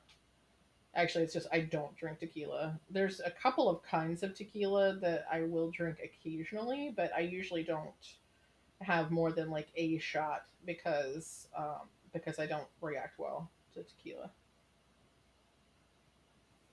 Major injury, sheesh. Oh my god, broke her spine. Jeez, that is a reason to never drink tequila ever. Oh my gosh, that's scary. I mean, I know that you have like broken your ankle, but dang. Oh my god. Wow. That is awful. I can't imagine falling down an elevator shaft. Like holy crap. That is that's disturbing. Did she make it okay? I mean, she broke her spine. Is she okay or we stopped drinking as much tequila at that point? Yeah, I guess so. Yeah, that's definitely a cautionary tale to tell your kids. Like, don't drink tequila, and this is why you will fall down an elevator shaft and break your spine. Like these are things you should not do. Gather round, children, and let me tell you the story of why we don't drink tequila. Many, many years ago, when Auntie So and So was just a young lass, the tequila pushed her down the elevator shaft, and then she could never drink tequila ever again. The end. That's really awful. I feel so bad for her. Once upon a time on Twitch. Neighborhood with a half built apartment building. She was messing around in a building site because drunk. She's okay now, but she was out of work for like 4 months. I'm surprised it was only 4 months. That sounds like a lucky to be alive kind of situation. Like that's really scary. I'm very glad that she healed up after that. But wow, once upon a time on Twitch should totally be a thing, y'all. I was wondering, um, Loki Wolverine, yeah. I was actually wondering. I don't know if this is a thing. I feel like it should be a thing if it's not already a thing. But like Twitch karaoke, like is that a thing? Can we do Twitch karaoke? Can I do Twitch karaoke? Because karaoke. Lucky to be alive, lucky to be able to still move. Exactly. Like I totally need to do Twitch karaoke. I don't know if it would be any good if I just like make people's ears bleed, but I love karaoke. Love, love, love karaoke. And not only is it not safe to go to karaoke right now, but I have no friends that will go to karaoke with me anyway. So like I think Twitch karaoke would be awesome. Watch parties through Amazon Prime. Interesting. Interesting. I do have an Amazon Prime account, so that's the thing. But yeah, I totally I need to do some Twitch karaoke. I'm curious how that works because I know you can't use copyrighted sound and stuff. Um, Copyrighted music and things like that. So I don't know. I don't know how that works. Twitch is a vibe. Also, ear licking asthma. Ugh.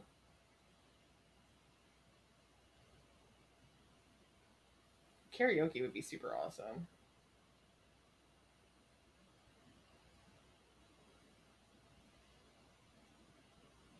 Yeah, I figured Amazon owns Twitch because you can get special perks, Prime perks. You can pay for a sub with Prime and all kinds of stuff. I knew what you meant. I knew you meant Amazon. It's all good.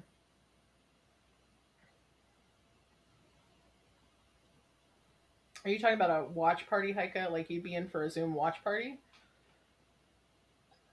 Or are you talking about Zoom karaoke? Zoom karaoke. Oh, okay. I think a watch party would be super fun on Twitch. I think it could be super fun. But only for folks that are okay with like everybody talking all over the movie. So for me, it would have to be something that I've already seen and I just want to, or something that I don't care about and I just want to make commentary the whole time. Like I could do it for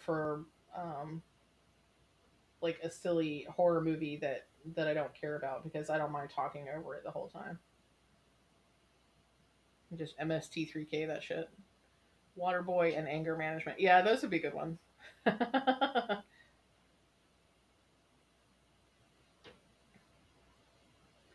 Basically, any movie that is silly and lends itself to making fun of or complaining about. Though it could honestly be fun to watch some reality shows and like make commentary on the reality shows. Like so something that Adam and I have been doing lately is we've been watching Dr. Pimple Popper and also My Feet Are Killing Me. So because apparently we both love the ick factor of the shows and we make comments about the people and their conditions and how much drama has been created for TV and all this sort of stuff. So that kind of thing could be fun on Twitch. What's interesting for me, yeah. So you should. I mean, there's no point in doing a Twitch stream for a movie if you're not going to talk during the whole thing, right? But yeah, Twilight, 50 Shades.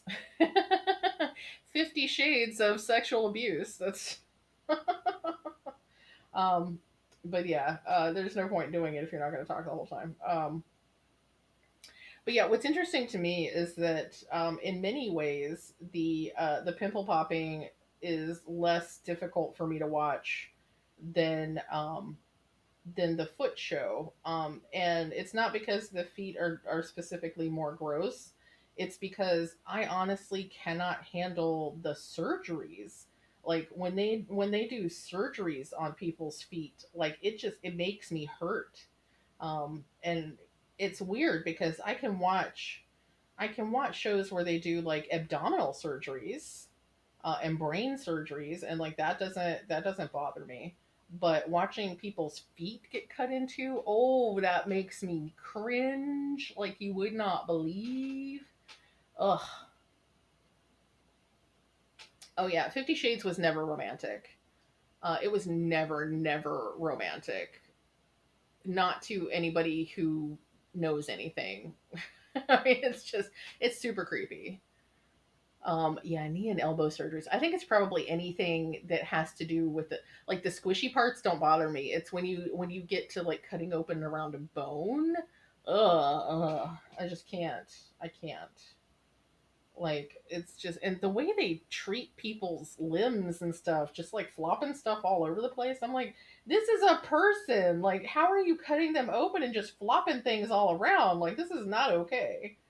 They are unconscious in your hands and you are not treating them gently. Like, what the heck, people? Like, you gotta be nicer than that. Oh my gosh, Tobro. I've never heard of Tobro. I'm assuming it's a similar show to My Feet Are Killing Me. And some of these folks that are on these shows, I'm just like, why has it taken you 20 years to decide to see somebody about this? Like, what in the world made you wait so long? I just don't understand. And in some cases, I think that's my privilege showing because I think in some cases it's like lack of access to medical care and generational fear of doctors, and there's all kinds of different factors that go into it. But sometimes it's just like the folks are like, yeah, I knew this was probably an issue that I should deal with, but I just didn't feel like seeing a doctor about it, or I just didn't feel like it. And it's like, oh my gosh. Like, you have this skin growth that's 30 years old and you just decided that it was too much trouble to get it taken care of. Like, oh my gosh. And a scheduled C-section, they made me watch the video. No. Ugh. And they move your intestines around and then put it back. Oh gosh. No. Oh, that's awful.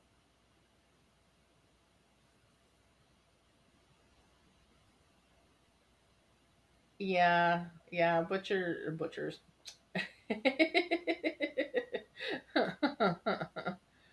Yeah, I doctors are scary sometimes. Like, I have a lot of respect for medical professionals in general, but it does seem like some medical professions, some individuals in some professions are less than uh, compassionate. They're less than careful with other human beings, and maybe that's that some of that is necessary as a professional detachment. But at the same time, I'm just like, you know, I can't fathom having somebody's physical body in my care and treating them that way, whether they're conscious or not, whether I have to get this job done quickly or not. I can't imagine not treating them with care and respect because they're a human being. I mean, I wouldn't treat, if I were a vet, I wouldn't treat an animal that way. Like, I'm not going to be so ungentle with any living creature that is in my care. I don't even, like, I'm careful with plants, y'all. Like, it's just, I cannot imagine being so rough with other living things. Like, it's just, and I think it's because I am such an empathic person, and because I do have a tendency to put myself in the position of whoever I'm considering and that sort of thing. Like, I think about what that person must feel when X, Y, or Z happens. I think about what that animal must be going through. These are the things that I go through in my brain, and so it's unfathomable to me to consider treating another living creature in such a cavalier fashion when they're unconscious and relying on you to take care of them. It's just completely unconscionable. So, but that's probably why I'm not in the medical profession, because I just couldn't do it. Just couldn't do it. Chat, chat, chat. Apparently, I have mom responsibilities to do, but it was great hanging out. Yeah, you can go be a mom. I give you permission. Sister-in-law is a neurosurgeon, and the one thing I did not need to know is that a Black and Decker power drill was one of her daily tools. Oh my gosh! Oh my gosh! Are you slapping a peach? Is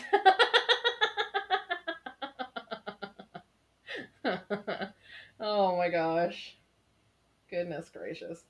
Well, honestly, y'all, that's probably a good cue for me to actually try to end the stream now. It is 6 o'clock now, and we're 10 minutes away from 4 hours into the stream. That was going to be like an hour.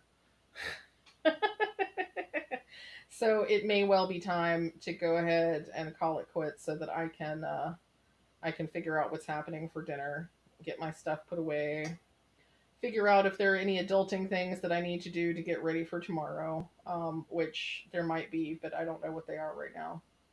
I'm doing some pin stitches here to end my thread, and then I'm gonna pull that up through here. Do do do do do. Look at that, so pretty. Actually, I'm gonna start another thread before I stop.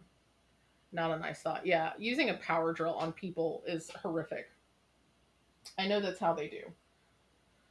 I know that it's just part of the whole thing, but it feels really awful to think about doing that to a person. Just not nice. I mean, I suppose it makes sense that they wouldn't necessarily make a whole new tool when a perfectly acceptable tool exists, but ew. Ew, ew, ew. Yeah, I don't know. I probably need to not watch surgeries on TV because then I will know all the awful things that doctors do to people while they're unconscious. Um, and I have been, thankfully, knock on wood, I've been very fortunate to not need a surgery so far in my life. But oh my gosh, if I ever had to have surgery, I would be scared to death because it's just so disturbing. So, so disturbing.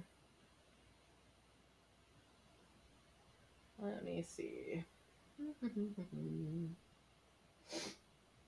I'm actually going to come back here.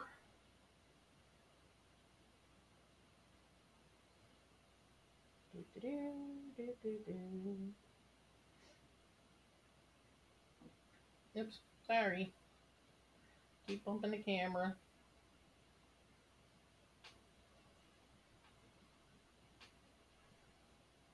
I promise I'm not going to stitch too much longer because I do probably need to go do some adulting myself. But um, there's a not insignificant part of me that is like, no, you can't leave half a line of uncrossed X's on this piece. So I'm gonna cross these X's, and then I'm probably gonna start. You need foot surgery, but you're not rushing. Yeah, I get it. Yeah, foot surgery is a lot of recovery time. That's one thing that I found interesting was because especially if you have surgery, and they have to open up the bottom of your foot, like you can't put any pressure on the bottom of your foot until it is fully healed or healed to a certain point. Because if you put pressure on your foot, you will F it up and it will not heal right.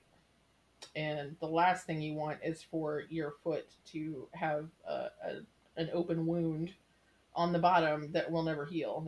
It would just be awful. So many just variations of awful. It would just be bad. So bad.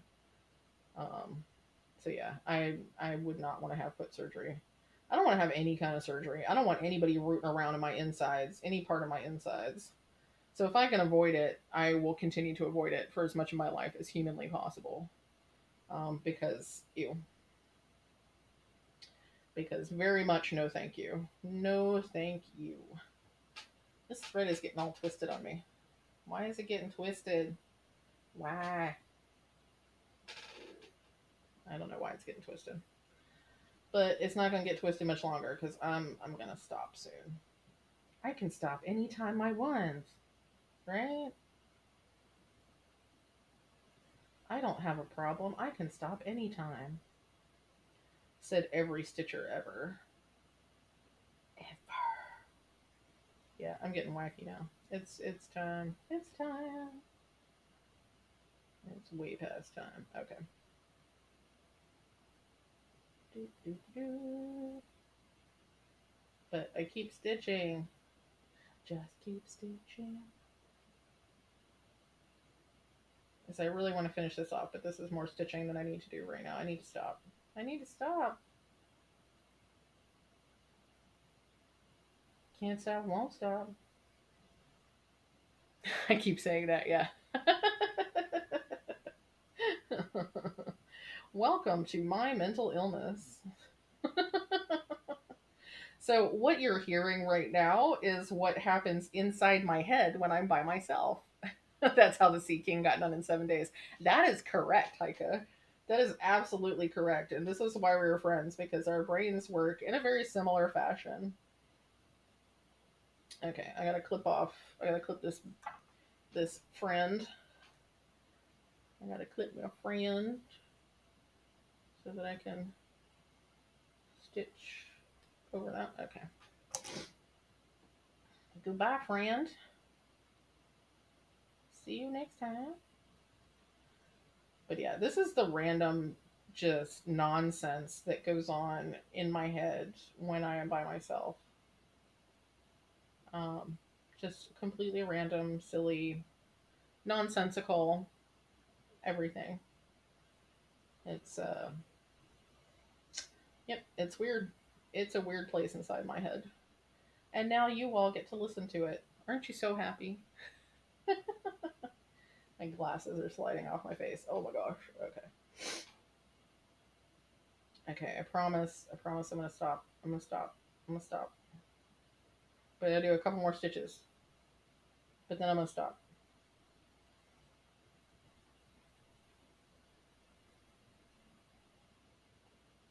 Okay. I'm gonna finish this line up to the teal stitch. So I'm gonna do this is the third one. I'm gonna do these, I'm gonna cross these three X's and then I'm gonna stop stitching. I'm really gonna do it this time. Really, really gonna do it this time.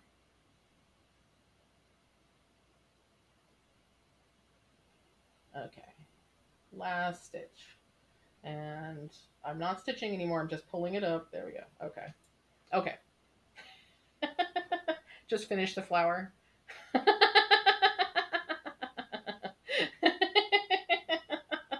Willy Wonka's chocolate factory. Yeah, I think that's accurate. Okay, let's just finish the flower. It's not that many more stitches. It's fine. It's fine. I have time. I can do it. If y'all will stay, I will finish the flower. Okay? So probably like 10-15 minutes, right? Do we think it's going to be done that fast?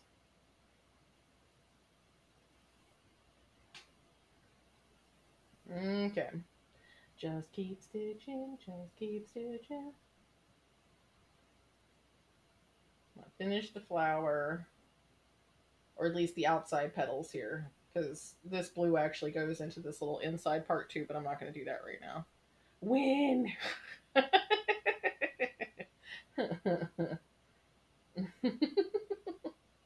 You're a horrible influence, Rachel. You know that? You're a horrible, horrible influence. Making me start a floss tube, making me start streaming, making me get on Twitch. It's all your fault. It's all Rachel's fault. This blue is actually more variegated than I realized. It's very difficult to see because it's such a light color. But as I'm looking at it closely, I can see that there are little slight changes in color. Not enough that I'm actually going to go back and like restitch any of this, but it is. You're doing me a favor.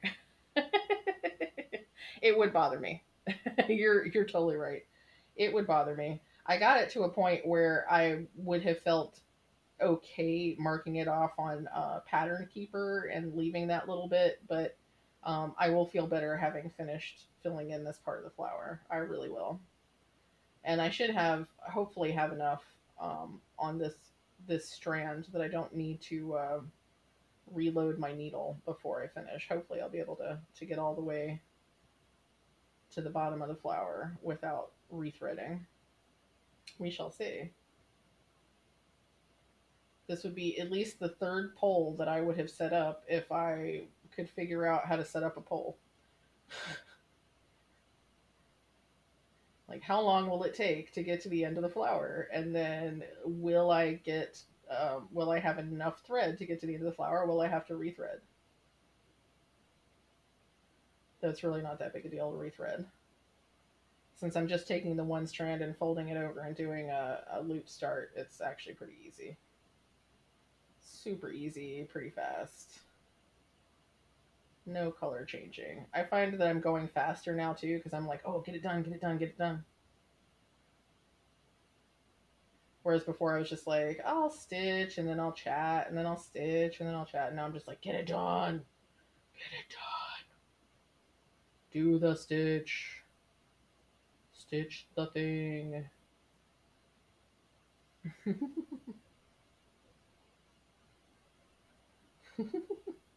Rachel, you say you're doing me a favor reminds me of Susan and I trying to leave your wedding, and James kept trying to convince us not to leave, and I could just remember him going, "Oh, you'd be doing me a favor," over and over again. But you'd be doing me a favor. Oh my gosh, that was such a good night. It was a fantastic night. I really regret that we did not plan things a little differently so that we could have stayed for more of the wedding festivities. I really had no idea that an Irish wedding is like an Irish wedding is. I had no idea.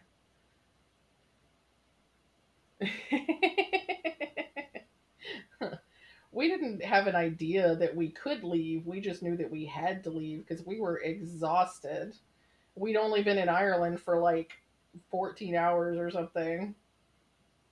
And no, we'd been in it. We'd gotten in the night before, the day before, because we had stayed in uh, Kilkenny. I think we stayed in Kilkenny the first night. But yeah, we driven most of the way across the country in the one afternoon, and we were just trying. We were desperately trying to get to you by 2 o'clock, and we were exhausted, and we had an early day. Like I just had no idea. If I had known, it's one of those things. I wish I could go back and let myself know because we would have rearranged our plans and just done the wedding for 3 days and then gone and done everything else.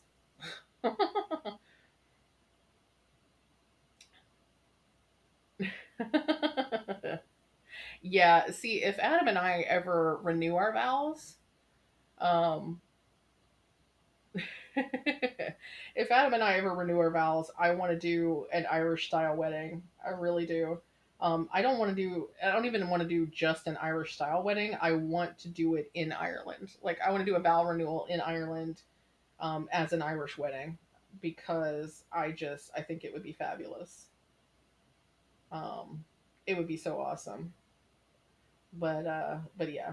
So, and let me tell you, if you and the man ever do get engaged to be married and Rachel plans your wedding, I better darn well get an invite. I better get an invite. I better get an invite to your second Irish wedding, Rachel, and I will plan accordingly this time.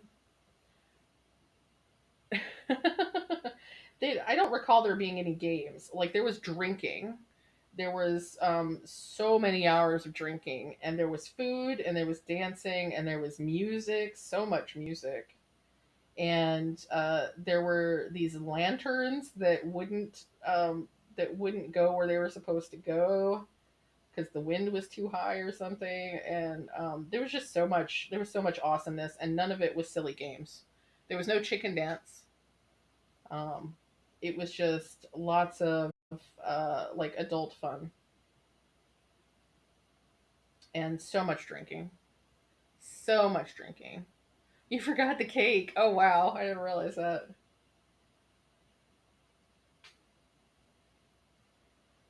But yeah, it was kind of hilarious. Rachel told us that everything was happening too sharp. We needed to be there too sharp, and we were running a little bit late. And we got there, and folks were just standing around the bar. So folks are just standing around the bar. So we each have a beer or whatever. And it took a little while. It was probably like an hour or so before the wedding itself actually happened.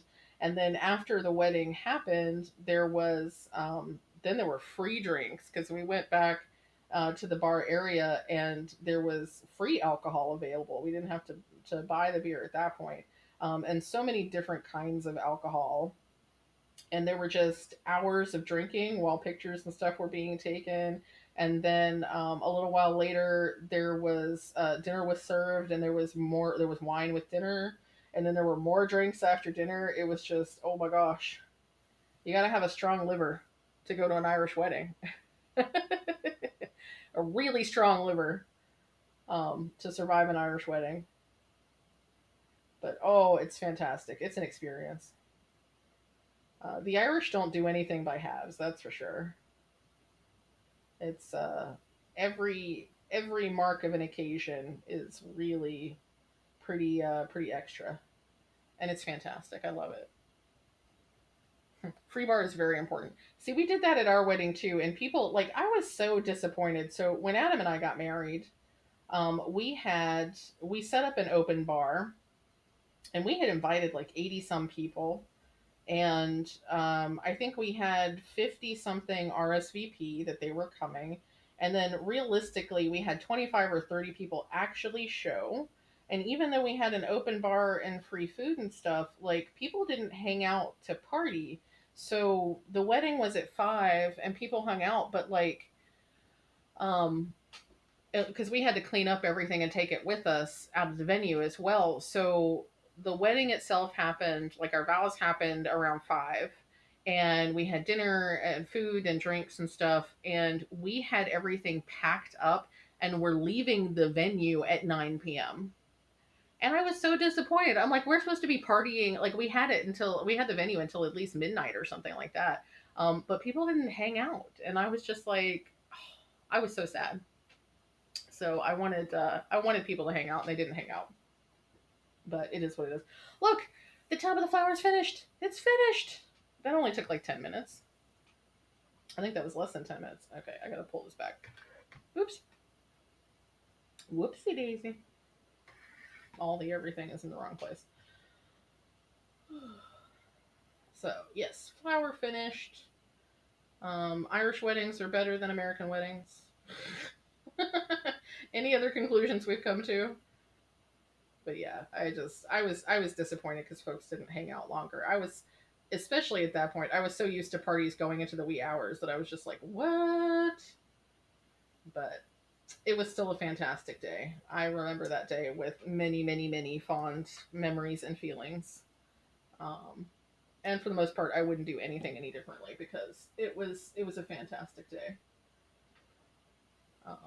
So yeah. Still time to be inside.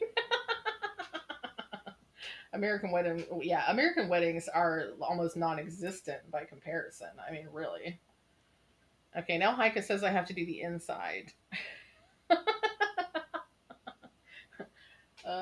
Yeah, that thread was not long enough. I have to start a new thread.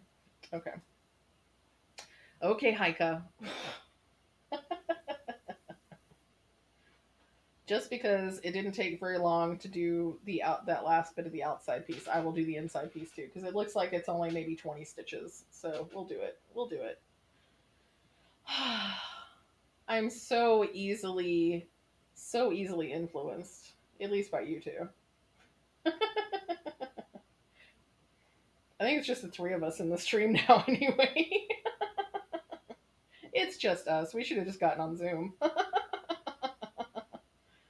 Oh my gosh. Okay. We're gonna do these last few stitches and then I really am gonna go. I really am. Promise. Not that it matters to anybody if I go because, it's not like I'm holding up space that somebody else could have. Everybody can stream all at the same time, but I should get myself. Yeah, it's almost 6:30, so yeah, I really do need to. I need to go once I get this bit done. I'll do this last little bit. Can you see it? Derp. Now my camera all wonky. Okay, there we go.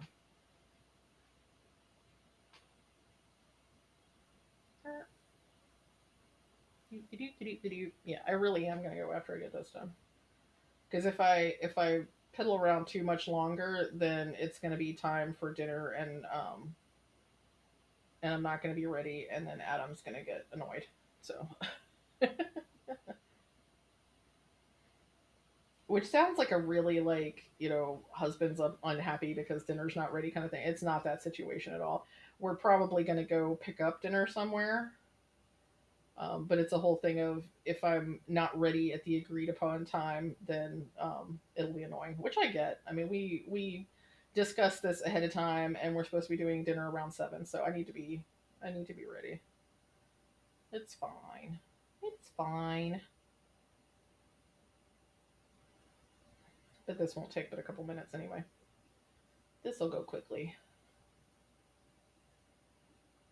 Interestingly, my eyes do not feel as strained stitching on this as they did when I was stitching on um, the Macintosh Rose earlier. That actually was giving me a pretty bad headache, and I don't know if it's because I was kind of stitching sideways. Um, I'm not really sure what I was doing that was different, but something was different. It probably was. Oh, boo! What's boo? Is it because I have to go? Because Adam expects me to be ready at 7.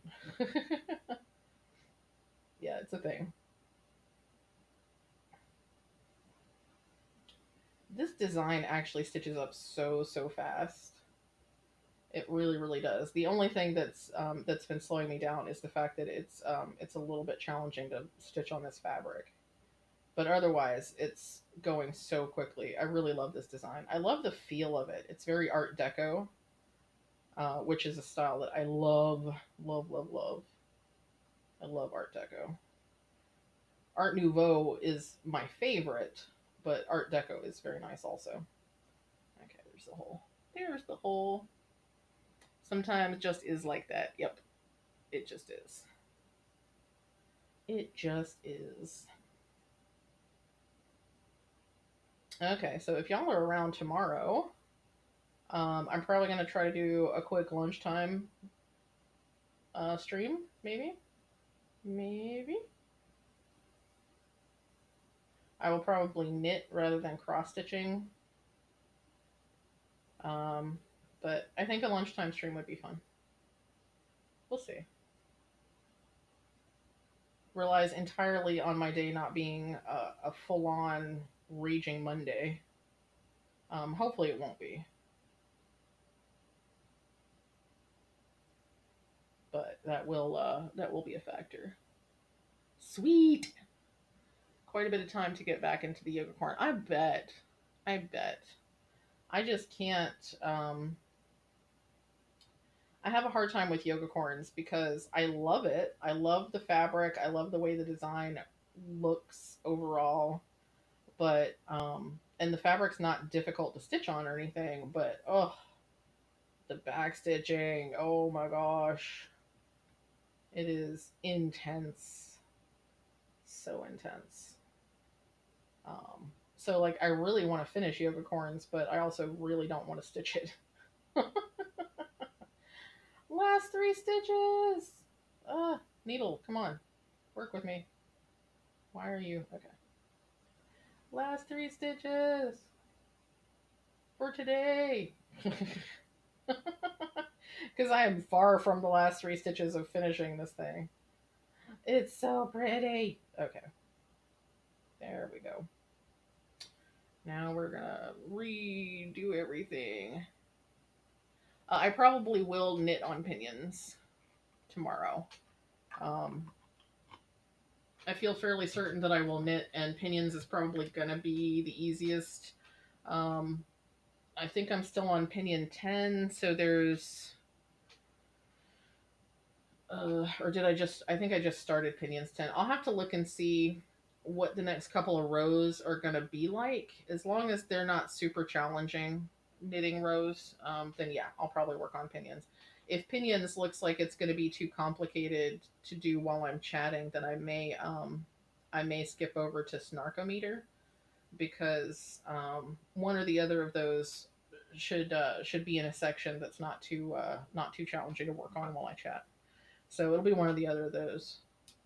Um, Not even going to try brioche while I'm streaming because I have not done any brioche yet. So until I actually start that and get the hang of it, I'm not going to attempt to do that on a stream. So, okay. That's where we are. Let me mark off some stitches. Mostly because I just want to announce how many stitches I stitched on this, because it gives me a great sense of accomplishment.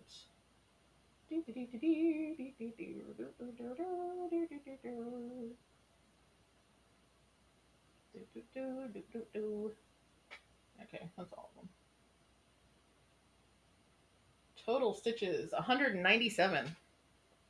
And that's not counting the stitches that I did on Macintosh Rose. So I did a good amount of stitching today. I probably did close to that many on Macintosh Rose today, so that's awesome. It's a lot of stitching for me. Having to work with and mark off the paper chart, and also dense fabric. Yeah, Picture This Plus fabric is really, really dense. Really? The 28 count Picture This Plus fabric I've worked with has not been, but it is 28 count. 28 count is not dense at all. 32 count can be very dense, just like this 32 count is very dense. Wow, I can't see straight now. Oh my gosh, I've been focusing too closely, and now I can't see straight in my regular glasses. Oh goodness. Okay. 28, but compared to Sea King linen, it's super dense. Yeah, I can see how that could happen. Yeah, I really the Picture This Plus casual linen that I worked on has been so nice. It's the whole reason that I decided to buy Picture This Plus fabric outside of those particular projects. So yeah, I haven't worked on um, the denser 28 count. I can't tell what that is. It looks cute. Are you angry? Is that? Are you angry? Okay. We're going to do this one last time. Making bacon pancakes. Take some bacon and I'll put it in a pancake. Bacon pancakes, that's what it's gonna make. Bacon pancakes. Bacon pancakes, making bacon pancakes. Take some bacon and I'll put it in a pancake. Bacon pancakes, that's what it's gonna make. Bacon pancakes. Woo! Dance party. Okay. Oh, it's Marshall from Animal Crossing. He's so cute. Yeah, that does look like cross-eyed me. But I'm so cross-eyed I can't see him. Okay, last bacon pancakes, last stitch. We're like 4 hours and 20, almost 4 hours and 20 minutes into the stream. It is time for me to go and stop streaming, and we'll stream again tomorrow because apparently I'm addicted now. So maybe I'll have more sounds for y'all to play with tomorrow. That would be fun. Okay, folks, I'm going to head out here. I'm going to put up my thanks for watching screen, and I will catch you again next time I stream.